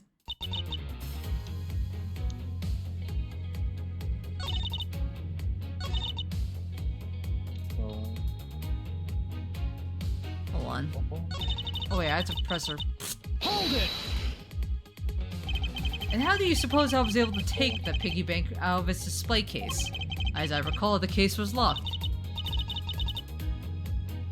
That's easy if the case was locked. You simply had to hit the glass like this. I knew she was gonna hit Gumshoe. Mark, just yell. No! You just shattered my art of glass! So she wants to talk about the in-flight shop at the Captain Ugo Bank, does she? That takes care of how you obtained the murder weapon. That's wrong. Hold it! No, that's wrong. No, that's wrong. I thought there wasn't any of the victim's blood found in the lounge. I thought you'd say that. What, did you think I wouldn't have noticed? I think you just found a way to cleverly hide the blood splatter in the lounge. By accidentally spilling grape juice on top of it. Ugh, are you accusing me of tampering with the crime scene now? We'll see, won't we? The forensic scientists are hard at work on that as we speak. And what do you propose I did after that? Hold it! So I put the victim's body into the suitcase, and then, where was I headed, Francisca? That's pretty obvious. What? You were bringing it to first class where you could safely keep an eye on it. We're talking about this thing, you know. I'd hardly call it discreet or ordinary. Annoying brat. Well then, you were intending to leave it inside the elevator. But unfortunately for you, a wrench was thrown into your plans because... Hold it! You've experienced turbulence on a flight before. Of course, many times. You get used to it after a while. The patch we hit was especially rough, and I passed out briefly, but only for a second.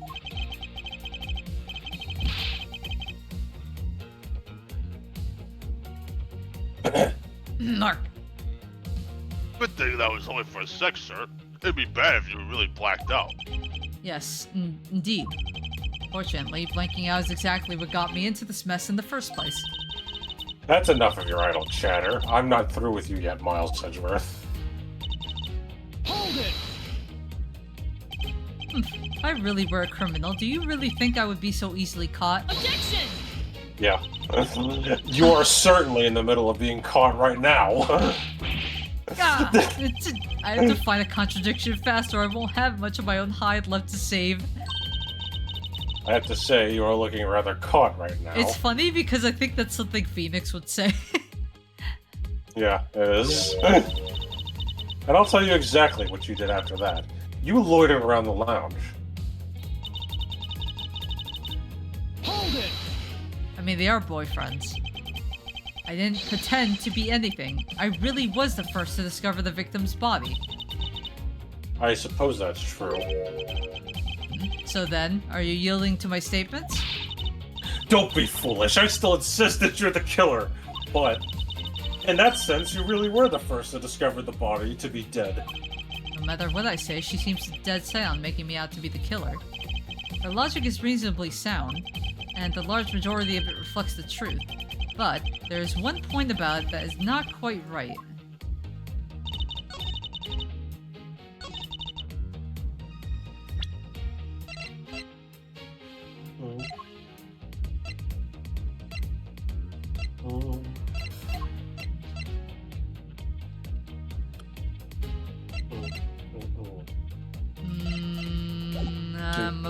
Do, do, do, do.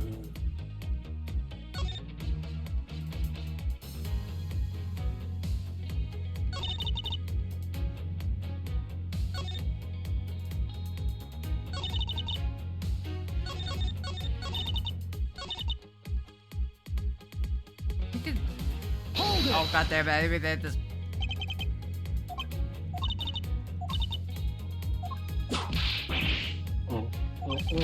I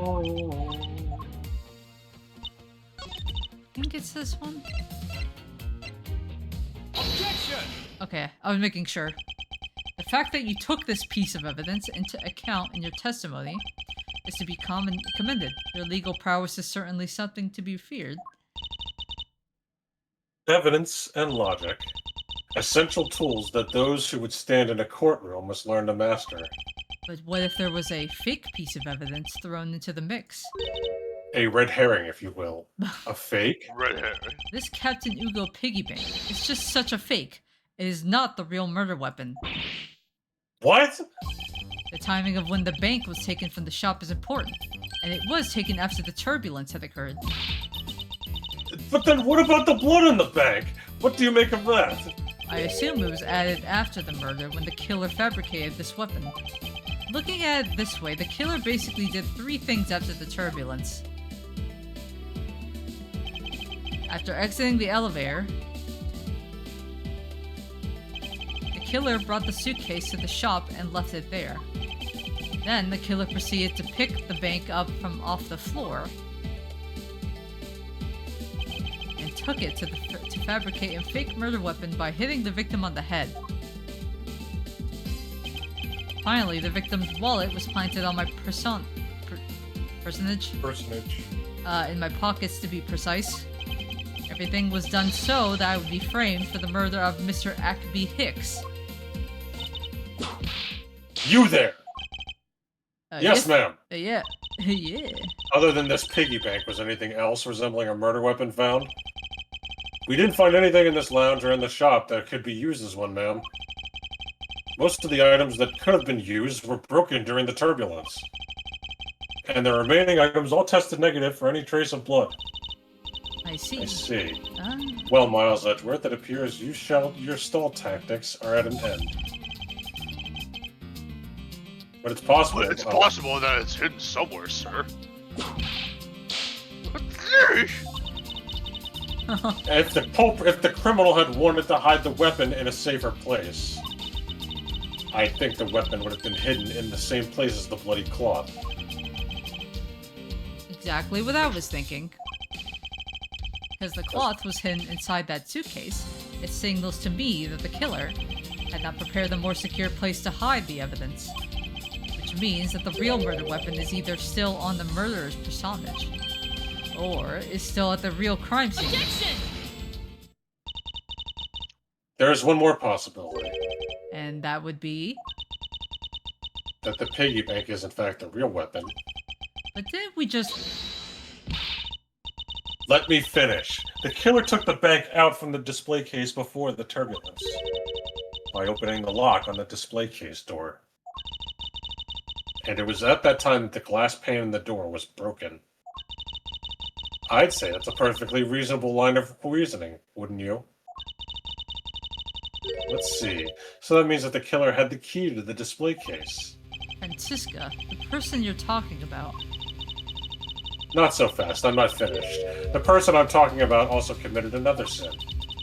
She tricked the captain and granted you permission to conduct your investigation.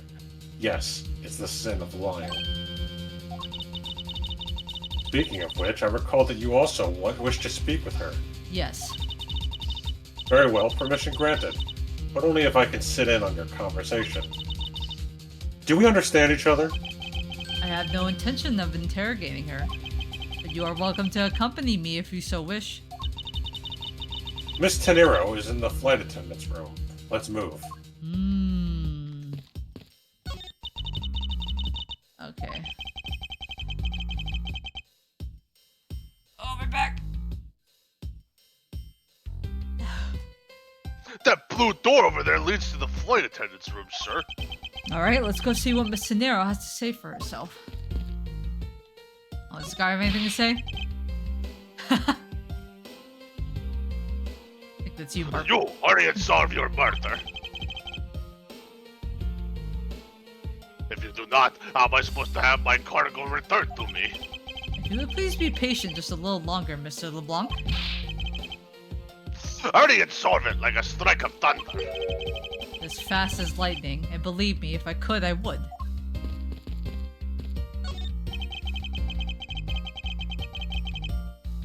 I've been told by Miss Von Karma that you can now enter the flight attendant's room. Please feel free to look around. Thank you. Not to unravel Miss Tenero's true intentions.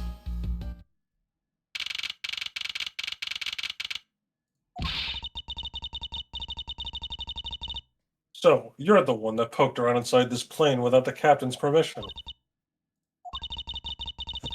Deviating from the flight attendant's manual is very unbecoming of you. What were you hoping to accomplish by doing that? Miss Tenero, Mr. Edgeworth, you're here too? can you please help us and shed some light on why you did what you did?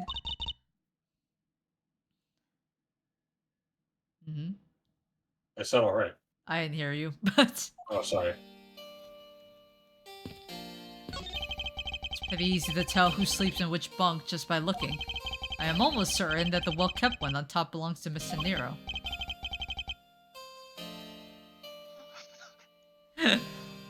What? Ew, this bottom one's a giant mess. You sloven, squalid scoundrel of a man. Jesus! You dare to scrutinize a woman's bed and invade her privacy?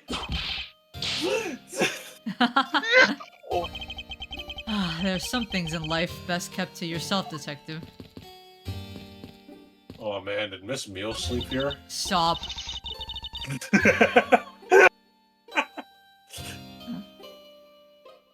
Well, go on. Let's hear our troublesome attendant out. In due time, I do have one thing I'd like to ask you. Yes? Do you plan to continue using that whip for the foreseeable future?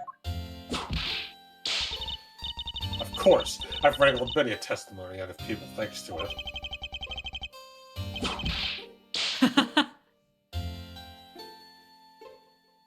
Yeah, and probably a whole ton of yelps too. Ow!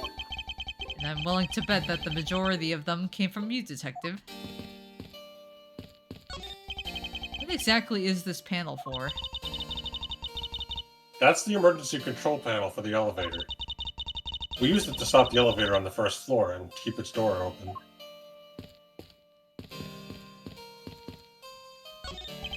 What is all this junk inside these boxes? There's no rhyme or reason to any of it. That's our lost and found, Mr. Edgeworth. Gold crowns. Oh wait, that's Gumshoe. Gold crowns and swords and necklaces? It's like a treasure trove here. The fact that these are left on the plane implies they were carried onto it to begin with. Something tells me it's time for Go-You to send its metal detectors out for repairs. And what are inside these boxes? Oh, these are some souvenirs that I brought in Bordinia. There's so many. There's even a second box. Well, yes, I found that folk art from around the world goes great. It does great things for my creativity.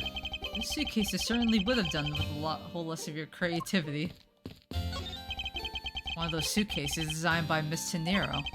You can tell it's hardly ever been used by the lack of even a single scratch on it.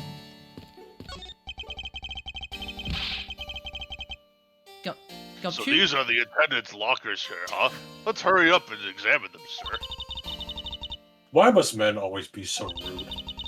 Besides, who exactly gave you permission to search through these attendants' lockers? Wait, detective! It would be uncouth of us to look into a woman's locker without her permission. Yeah, I guess so. Plus, I feel this murderous draft and I can see a whip not too far behind. I feel a whip and a nay-nay coming on. Shut up. Shut up! Can you imagine if Gumshoe said that? Never. Why did you lie about receiving the captain's permission like that? Because I didn't think I would be able to get his permission. What do you mean? The captain, he only has ears for Cammy. They're fucking. I spoke with the captain a little earlier myself. He definitely seems to be rather taken with Miss Meal. Yes, and on top of that, I mistakenly accused Mr. Edgeworth of being the killer. I wanted to make amends. In that case, please allow me to thank you for what you did. Is that why she keeps her shirt open? Thanks to you, I was able to clear myself of all charges. Well, like, that's probably why she keeps her shirt open, because she's fucking with him. This is fucking... Honestly, you might be right. You were able to prove your innocence? Oh, thank goodness. Miss Tenero, is it? There's one more thing I'd like to ask you. You were in the in-flight shop just before the turbulence, weren't you? Please answer honestly. Yes, I was. And why were you there? Well, Why the sudden hesitation? Francisca seems to have struck a nerve. All I did was go check up on the shop like I always do. You're saying it was for your work, then? Yes, I'm in charge of the shop, so I have to keep an eye on it. I don't have any reason to go there otherwise. After your visit to the shop, you paid a visit to this room, correct? Yes, I came back to freshen up and just adjust my makeup. I'm sorry, but there isn't much else to tell. Tenero claims to have no reason other than duty to go to the shop. But is that all there is to it? Maybe I should ask her about that thing.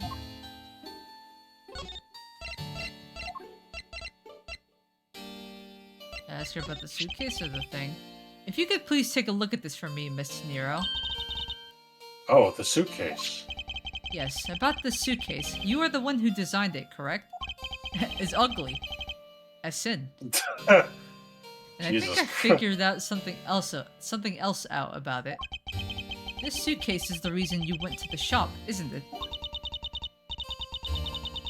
There's nothing you won't find out eventually, is there? Won't you please tell me more about this suitcase? Well, I I was interested in seeing how the suitcases I had designed were selling. I know that as a service professional, I'm not supposed to care. But I really wanted to know. And I was glad to see that it was the last one there. The last one there?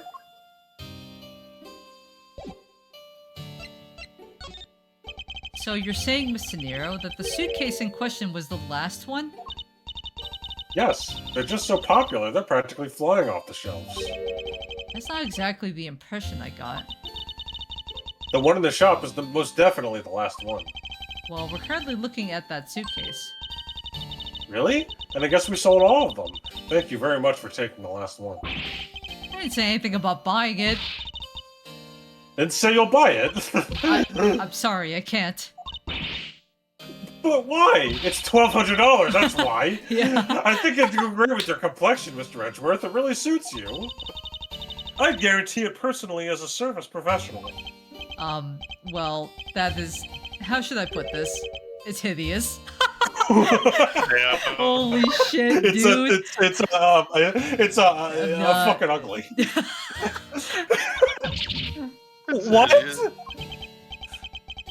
Maybe that was a bit too direct. What I mean is, it's ugly. I mean, it's disgusting. I mean, no. I would be caught in the daylight with it. I mean,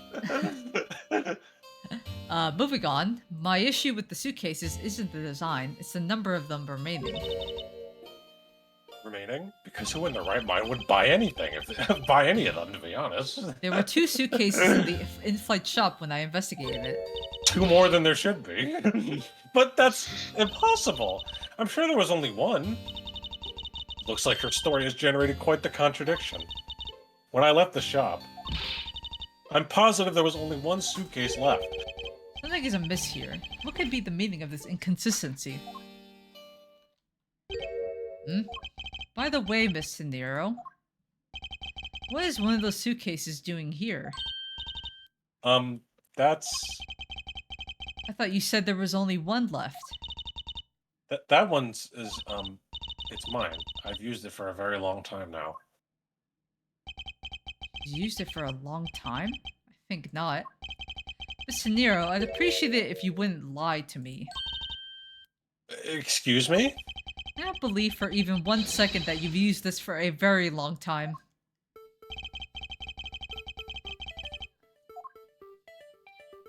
The fucking price tag's still on it. Take that! Tell me, Mr. Nero, is it also your habit to keep the price tag pristine on your suitcase? Ah. What is the meaning of this? Why would you lie about a suitcase?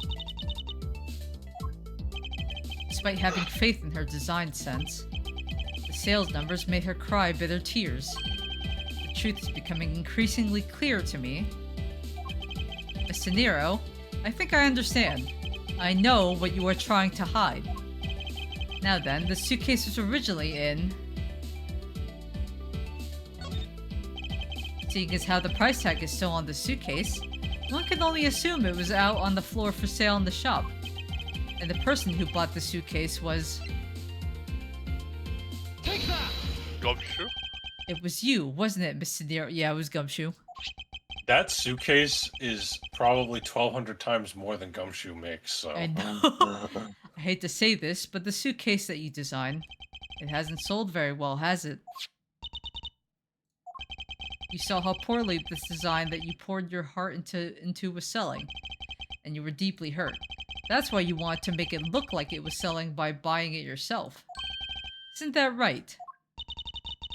Then the reason you went to the shop and came back was... I'm sorry. All I really have is my job. I was overjoyed when my design was chosen. I thought that maybe I'd finally accomplished something. But the suitcases didn't sell. It's because of the design, isn't it?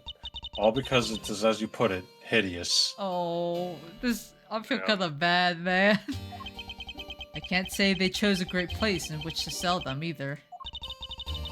We weren't selling a single one, and they were just sitting there collecting dust. I felt so bad seeing them there day in and day out. So I decided to buy one for every flight I worked. You buy one every single time you work a flight? I see. So in order to keep your resolution, you went and bought one today as well.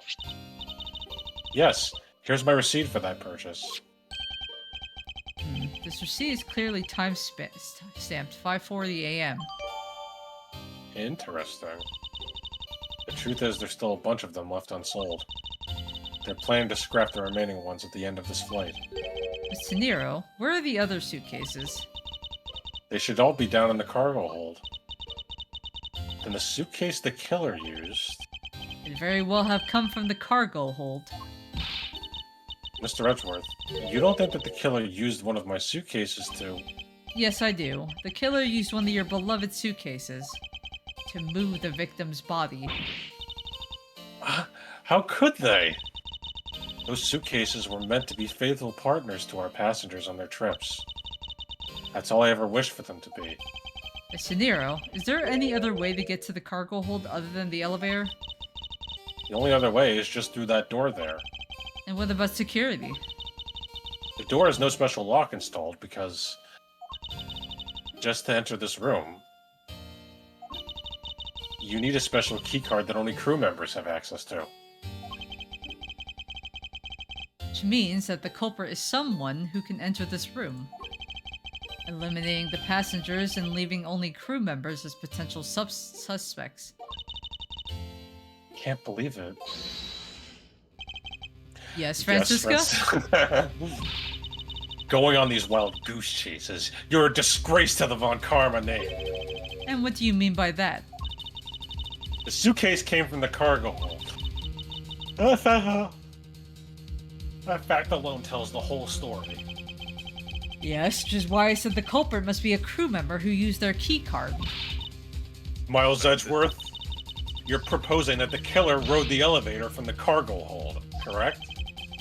Yes, that's the only realistic possibility. That other attendant, Miss Meal. I asked her earlier and she's had this to say. Francisca got information out of Miss Meal. In order to make the elevator go down to the cargo hold, a different keycard is required. A different one? Yes, and the only person who holds that particular card is you, Miss Rotatinero, and only you. What? Is this true, Miss Tenero? Yes, I keep that keycard in my locker at all times. Could you please show us that card right now? Hold on. What? I don't believe it. What's wrong? The key card, it's gone. Very clever. Pretending that your card was stolen when in fact you were just trying to hide it from us. You've really thought this through. Wait, it's not like that. You could tell us all about what it's like down at the station. Officer, arrest this woman. Oh, God.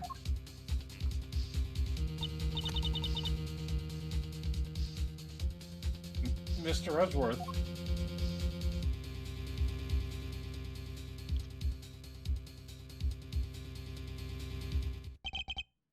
Oof. What's wrong? There's disbelief written all over your face. Francisca, I know that you are the lead investigator on this case. However... Hold it. Don't even think about wasting any more of my time. You know the rules as well as I do. Evidence speaks louder than words. Even if this isn't a courtroom, that basic tenet still applies. I intend to investigate the cargo hold now. What will you do, Miles Edgeworth? I intend to do likewise. Fucking Francisco, man. Do do do do do do. We got like another hour. I thought you said half an hour. No. You started at 7. I didn't start the you know what, you got a good point. Yeah. But my thing says 3 2 hours and 10 minutes though, because I started a little late. Whatever. That's fine. We'll just end it at 10. That's fine. Maybe we shouldn't have started late. What? Maybe if you guys were late, I would have started early. Okay, yeah. You know what? Yeah, that's on me. Okay, see? Now you're being reasonable. Thank you. Anyway, this is Gumshoe, by the way. You're being reasonable. I'm This gonna is the cargo hold fucking off. fight you with my fist. Bye, Gumshoe. Okay. No running in the cargo hole. So big. No, seriously, how big is this fucking plane? Look how big this cargo Yeah, what hold the is. fuck? Is this a military plane? This plane is a special model. It has I'll both say. a super large cargo hold and ultra luxurious first class seating. So this is the real scene of the murder? There's certainly a high probability of that, which is why we are here, correct? Okay. Sorry, that's not me. That was you. What? I meant who's talking right Okay, Oh. let's go investigating, sir. Yay. now. Begin investigation. You arrived at the scene of the crime before Detective Gumshoe, correct? and you then immediately began to direct the investigation. It seems to me that you were already here at this airport for something besides this murder. Yes, I was. Yeah, I've been following a very large and involved governmental and level international crime. But it's much too large for one person to take on alone. So, it was decided that I should join investigation with Interpol. Interpol's involved? It's a top secret operation, so I really can't tell you any more than I already have. If I present you my badge. There's something much more urgent that we should be dealing with right now. Don't waste my time or yours. Okay, fine. Shows it again. Holy suitcases, Mr. Edgeworth. It's like an all-you-can-use suitcase fair. These must all be leftover, all the leftover ones they couldn't sell. The ones the company is planning to dispose of after this flight is over. This paint job is really cool, don't you think? It practically screams artsy. Oh, why not purchase one then? I'm sure it'll bring you much happiness. Think so? Then maybe I will. Let's see here. $1,200? Think I'll pass. And Miss Tenero wonders why they don't sell. You'd need 2 jobs just to buy one. Although, it definitely looks more like one is missing. What is this brittle substance I'm stepping on? A bunch of glass fragments?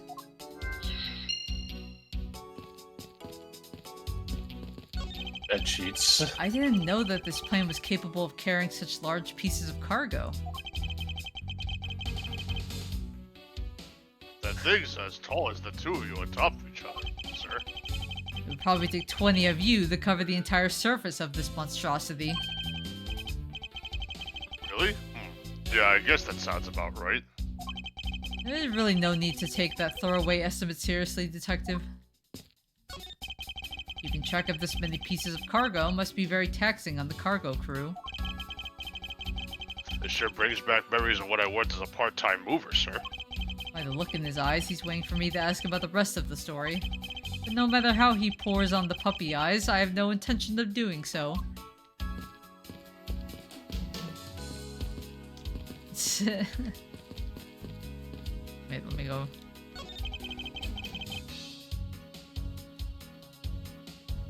Hey, what's with the suitcases, pal? It's what the victim checked in, sir. So this suitcase belonged to Mr. Hicks. I don't think he'd mind if we took a closer look. There's nothing out of the ordinary here, sir. Wait, a file? Huh? And there's a photo of Mr. Von Karma in it, sir. Oh shit! Wait, why? It looks like a profile of Francisca. Why would Mr. Hicks have a file on her? Have you noticed anything strange happening around here? No, sir. I haven't noticed a thing. Not sure that he meant to sound so oblivious.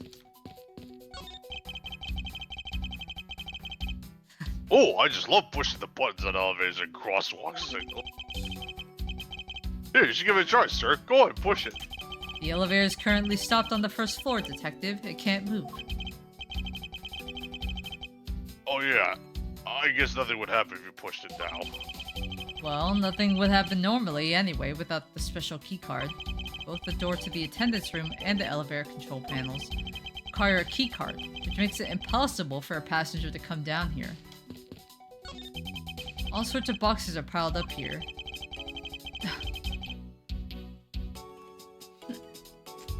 This one says flammable, the other one says pharmaceuticals. This one says, for exorcism use only. Just what What? kind of operation is this airline running?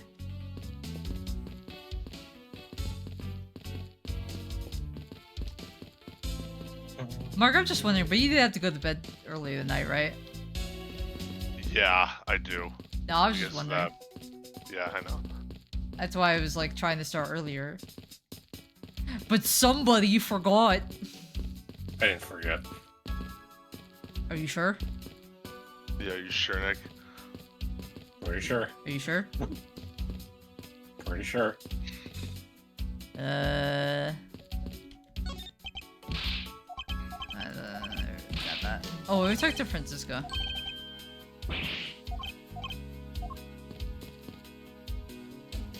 Hey, Francie.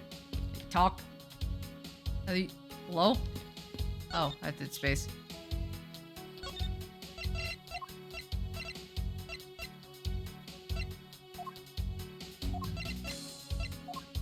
Oh, excuse me. Can you not show her the thing I just got? It was a logic piece. It wasn't a piece of Oh, evidence. wait, I have to... Yeah, right. I keep forgetting I can fucking do that. Hold up. Oh, wait.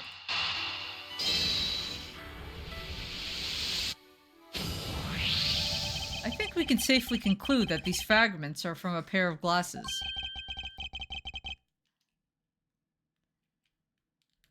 And the victim was wearing a pair of broken glasses. Exactly what I was thinking. I'm sure that the shards would match up perfectly with the remnants of his glasses lens. Ergo, the victim was here, just as I suspected. So you're saying that the real scene of the crime was here, sir? Isn't that what I've been saying for a while now? Oh, is it? I didn't know that. Perhaps it's a bit early to draw that conclusion. However, I believe that the probability has just skyrocketed considerably. All that's left is to find the murder weapon.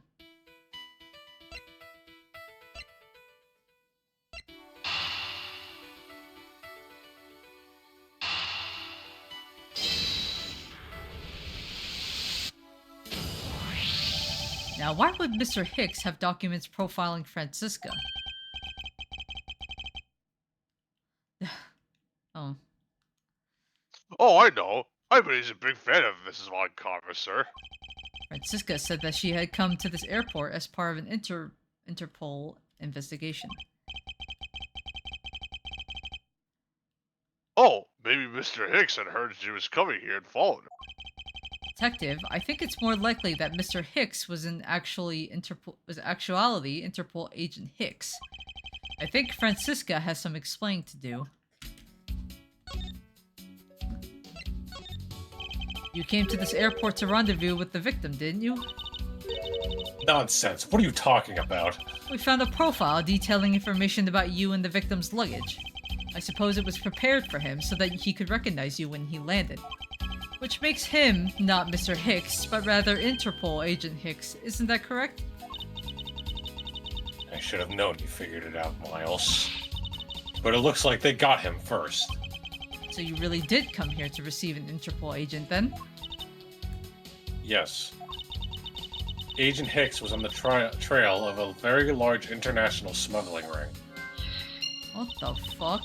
He went undercover to investigate this crime. And it was I who put him on this case. I was supposed to receive a call from him on his cell phone once he landed. I never expected to receive a call about his murder instead. I think we now have pretty definitive evidence that Agent Hicks came down here to the cargo hold. But what was he doing down here, sir? There's nothing but luggage. Oh, I get it. Maybe he forgot something in his suitcase and he came down to get it. Oh! Agent Hicks came here for a work-related reason. Of that, I'm sure.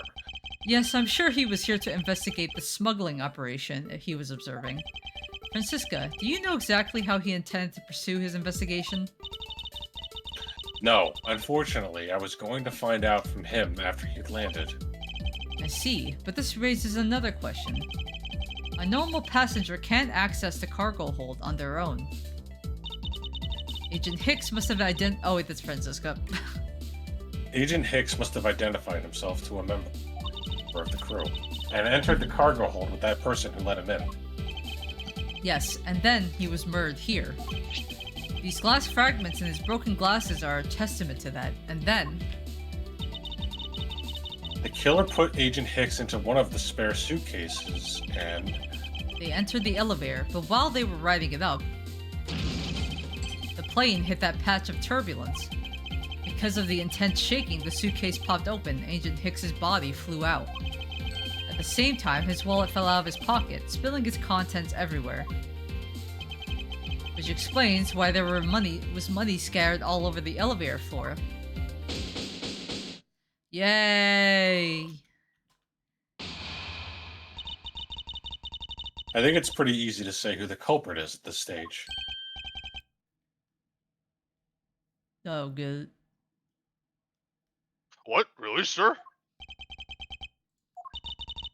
I know what you're thinking, Miles Edgeworth.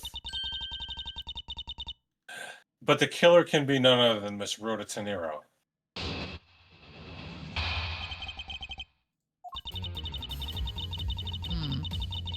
If it was a crew member, any one of them could have shown Agent Hicks to the cargo hold. But the point to keep in mind is that the keycard that allows the elevator to come down here, the only person with such high-level access is Miss Rhoda Tenero. I'd say that's a pretty decisive piece of information, wouldn't you? I know what she's trying to say, but I'm not certain it's as simple as that. I'm not sure it's as shrimple as that, yeah. It's as simple as that, Your Honor. Hold it! That might be true, but then it could be anyone, including Miss Meal or even the captain. I was thinking that. Don't be a fool. A plane without a pilot in the cockpit is like a horse without a rider, crop in hand, much like Scruffy over there. Ow! Can't disagree with her on that. Detective Gumshoe does always need a guiding hand. Very well then, what about the other flight attendant, Miss Meal? Miss Meal. Huh. I thought you might ask about her.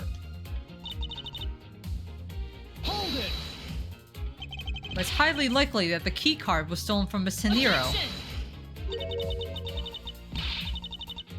Highly likely? It's that possibility that the best you can come up with? And you call yourself a disciple of my father? Ugh!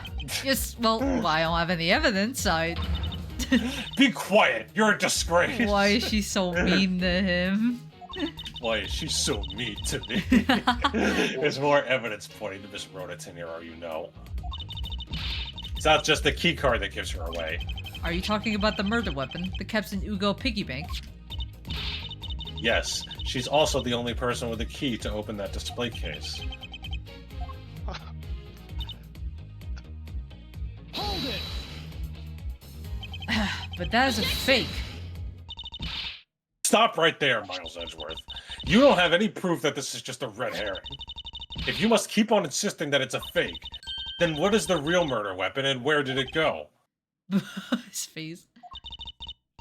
Speechless, I see. That's not a surprise. After all, you know that we've searched the entire cargo hold and came up empty-handed. There must be a way. There must be something that can help me rule out the piggy bank as the murder weapon. What should be examined further to help us ascertain the authenticity of the weapon?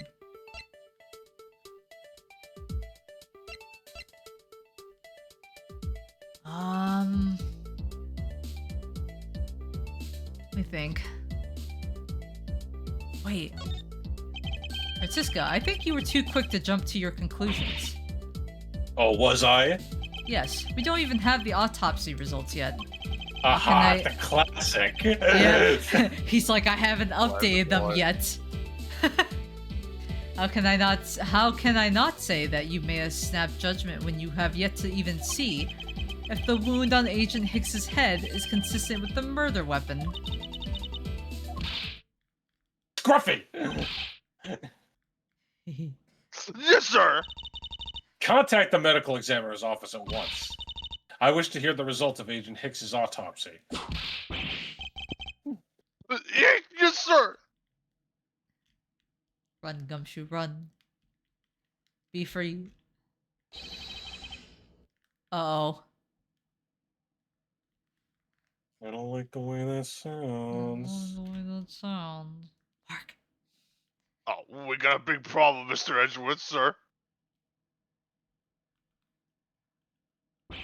What is it, detective?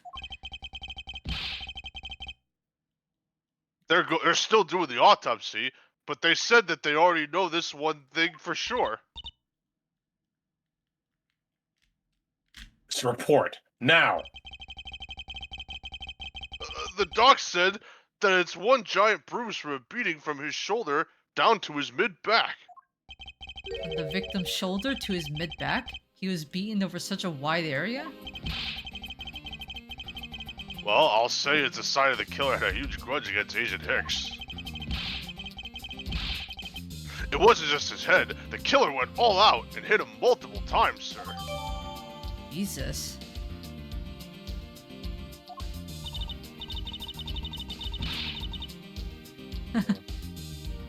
Scruffy, what is had a grudge against Agent Hicks supposed to mean? Well, it's Was the wound on the victim's head consistent with the murder weapon, detective?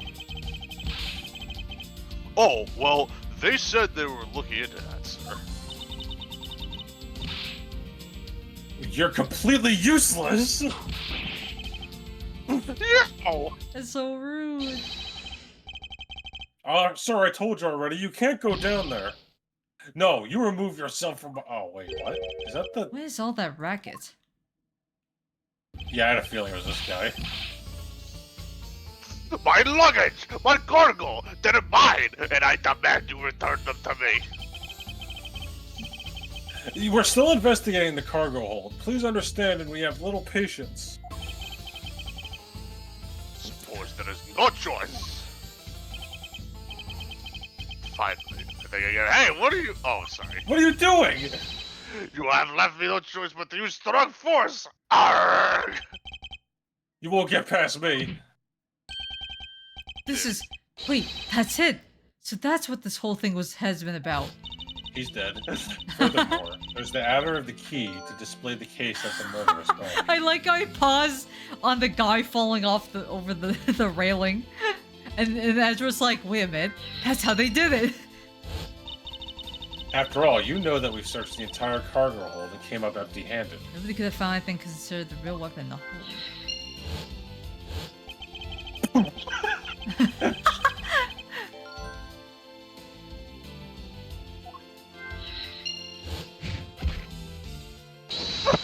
Sound effect. Wait.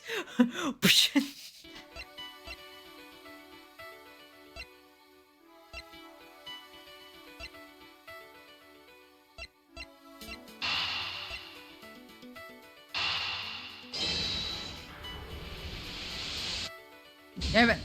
Nope. The puzzle pieces aren't fitting. Hold on. Is there some way for me to prove that this isn't the real murder weapon? Well, yeah. The cause of death. It's too small. God, look at that back, though. Yeah, because if he got hit multiple times, it would have been way worse. Allegedly, the killer struck the victim many times over, which is why there's extensive bruising over such a wide area. But is that really the correct conclusion to draw from the evidence? The bruise from his shoulder to the middle of his back is one continuous mark, which is more suggestive of a single blow to the back. If that's the case, then the piggy bank is much too small to have caused that. Therefore, the murder weapon must be something far bigger. Large area of bruising suggests large weapon disease. Okay.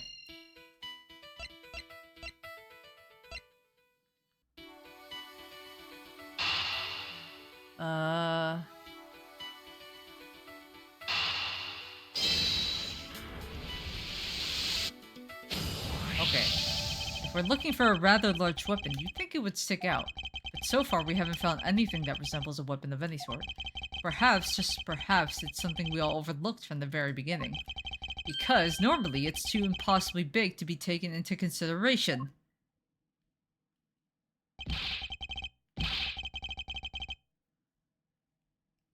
What was that all about? Was he trying to jump his way down here? Francisca, What? What do you want? I found it, Francisca. I found the real murder weapon. You did? Hey, he really jumped. We didn't realize it until now, but the answer has been right in front of us this whole time.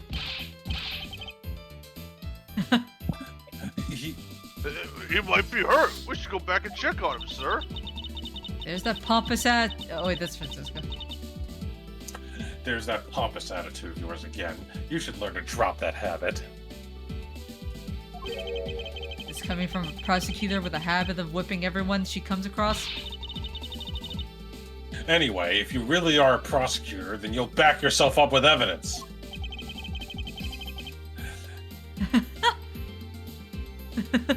You two really weren't listening at all, were you? Come on then, show me this real murder weapon you speak of. I don't have any evidence to show you. Foolish reasoning for a foolish fool from a foolishly foolish fool meant to fool me. There we go. What do you mean I don't have any evidence to show? Perhaps I should have phrased it as that which caused Agent Hicks' death is incorporeal. It was a me. ghost? It was a fucking ghost. Forgive me, but I do believe I figured out what the real cause of death was. The victim fell from a great height and subsequently died as a result. In other words, the real cause of death is free falling to the ground. He He fell to his death? Yes, that is the only plausible possibility. The victim had extensive bruising on the back of his head. Is anyone gonna check and to his see back. if that guy is okay, by the way? He's fucking They don't dead. really Also, he's probably gonna be charged for assaulting a police officer. And the only rational explanation for these injuries is that he fell to his death. But the murder happened inside the plane. I know. Are you claiming that there's some place in this plane from which he could have fallen from? As I said earlier, the answer has been right in front of us the entire time. You can't mean... Yes, I do. The victim fell from the top of the stairs to this very cargo hold. Hold. What? Then we're in trouble. We only have a second. We have a second death on our hands, sir.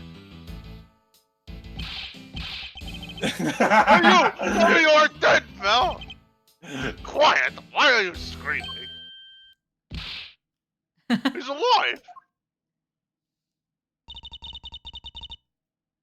And there you have it, Miles Edgeworth. It's not possible that Agent Hicks fell over the railing to his death. That man is living proof of that.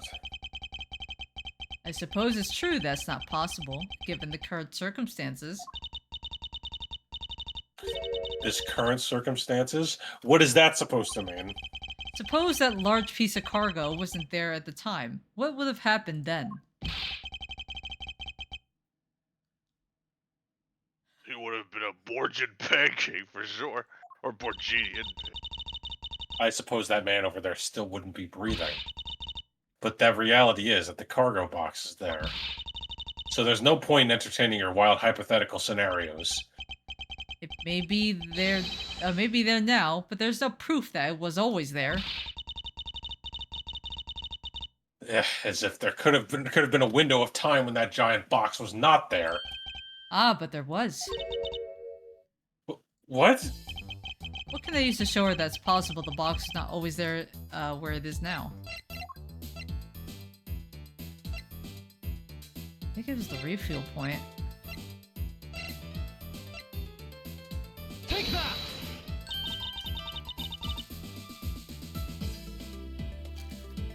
You refueled in the public of Zhengfa? Yes, this flight had a short layover in Shengfa in order to refuel. But that wasn't the only reason for the layover. We also transferred some cargo.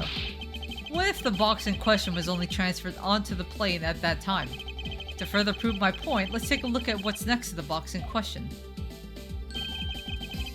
It's... Oh, that's Gumshoe. Ah, it's labeled Zingfa Express. Correct. Meaning it was loaded onto the plane in Shengfa. Now, what if the box in question was also loaded on at the same time? It would mean that the box was not here in the cargo hold during the Europe Zhengfa leg of the flight. Making a clear drop from which Agent Hicks could have fallen to his death entirely possible. But your theory is still very far-fetched.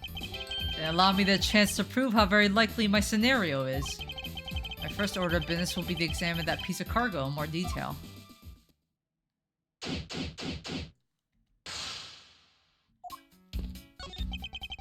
I may have a word with you, Francisca.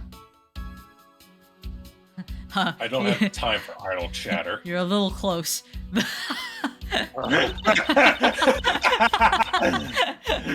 you back up a little bit?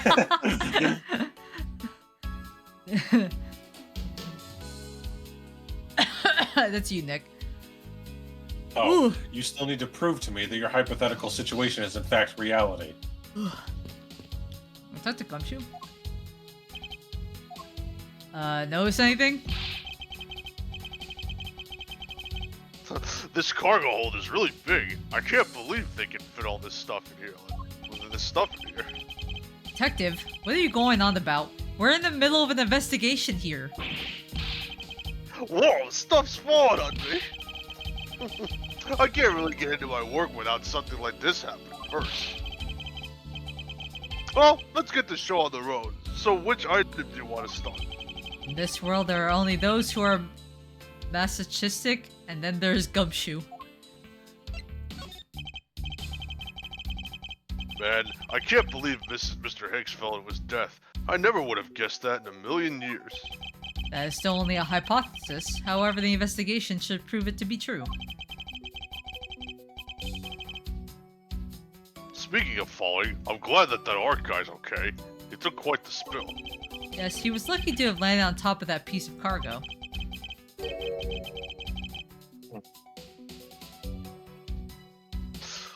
Yeah, I can just see it now. Passenger pays price for police foul-up.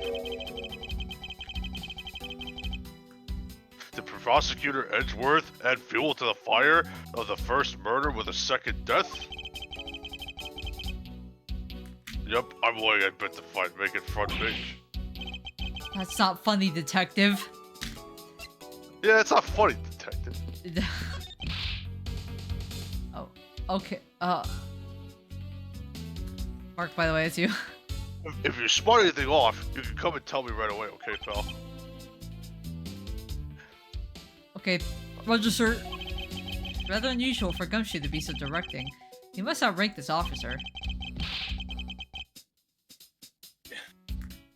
If you run into any trouble, just leave it up to me, okay? Oh. Yes, sir. Well, watch out, Detective Gumshoe. No! Scruffy, I think your ego is in need of some deflating. I was following your footsteps, sir. I want to try patronizing my subordinates. Cool and unforgiving to the detective, even in front of his own subordinate. Oh, we already read that one.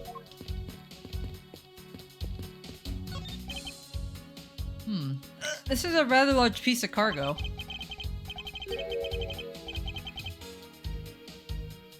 There's a tag on it, sir. Let's see. A Lift Red statue. Never heard of it. Nor I. But all I care about is if we can prove it wasn't here at the time of the crime. Then let's get to investigating, sir. Oh. Again with you? Look here! Do not go about touching my possessions without my permission! Ah! Don't rush up on me like that, sir. So this belongs to Mr. LeBlanc, does it? I should see what else I can find out from him. Look here! Don't touch don't touching my possessions without my permission. Because I have to first appease Mr. LeBlanc if I want to examine this in more detail. I take it that this large piece of cargo belongs to you, Mr. LeBlanc? Of course it's mine. I shipped this to fine piece of art from Europe. This Alif Red statue is worth 10 million cents. No, maybe much, much more. Cents? How much is 10 million cents in dollars? Hold Hold on, let me on a check. second. I'll do it first.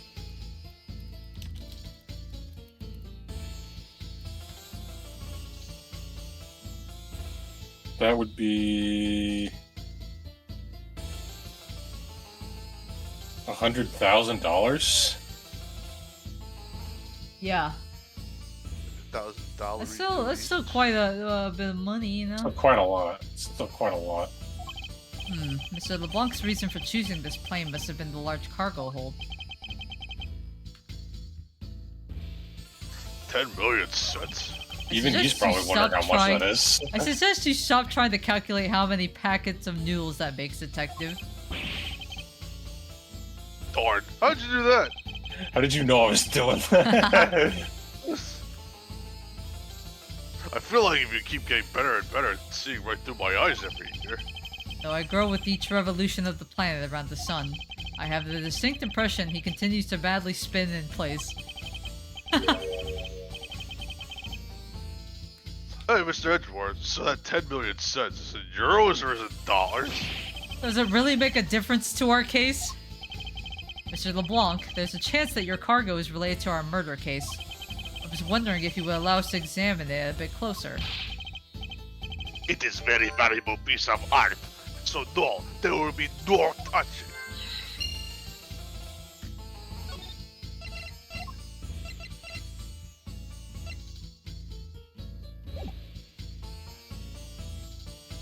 What the fuck? Keeping track of, no, really.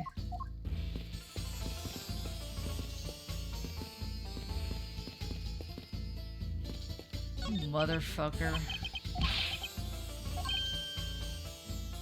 Oh wait, this is new dialogue. Leftover suitcases sit here lined up in two pretty neat rows. Too bad for Miss Sanira, but this design is unmarketable.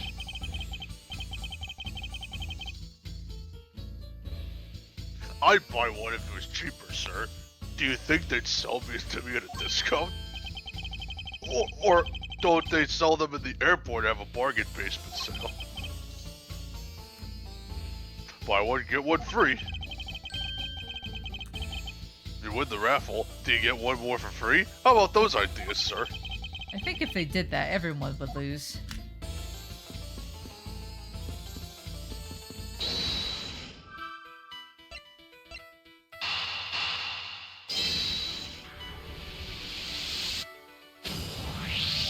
Motherfucker.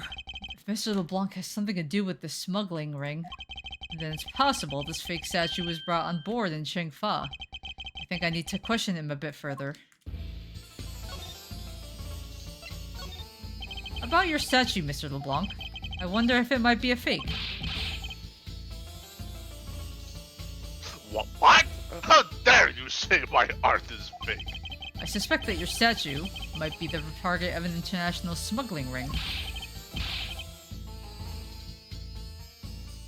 Don't say such fantastical things. Those thieves would not dare. I have the certification of my cargo right here. Oh, hold on. Flips you off? That's my certification. Go fuck yourself. Go fuck. Fuck you. Do you mean imagine? the cargo certification document? Mr. Zinc LeBlanc, why didn't you say so earlier? Please show it to us at once. I can't read this. What does it say? It says as plain as the day, the cargo was put onto the plane in Europe. And there you have it, Miles Edgeworth. Too bad for you. This statue was brought on board in Europe, just as it states in this certificate. No, that's wrong. Which means that there was never a window of time in which the statue wasn't sitting here. The statue was loaded on board in Europe. Okay. I respectfully disagree. We can't discount the theory until I see the statue for myself. Then you can have your wish. Look at yourself and see that I'm right. This... I know I've seen this somewhere before.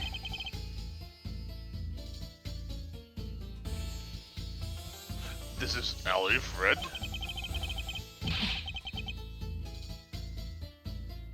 gives such a feeling of boring. I can practically smell it. What? Sniff. The statue has a high amount of historic value. After it is unveiled at a museum in Europe, I brought it to this country to exhibit. I believe a closer look is warranted here. And I believe that I should save, because it is that time. Tucker.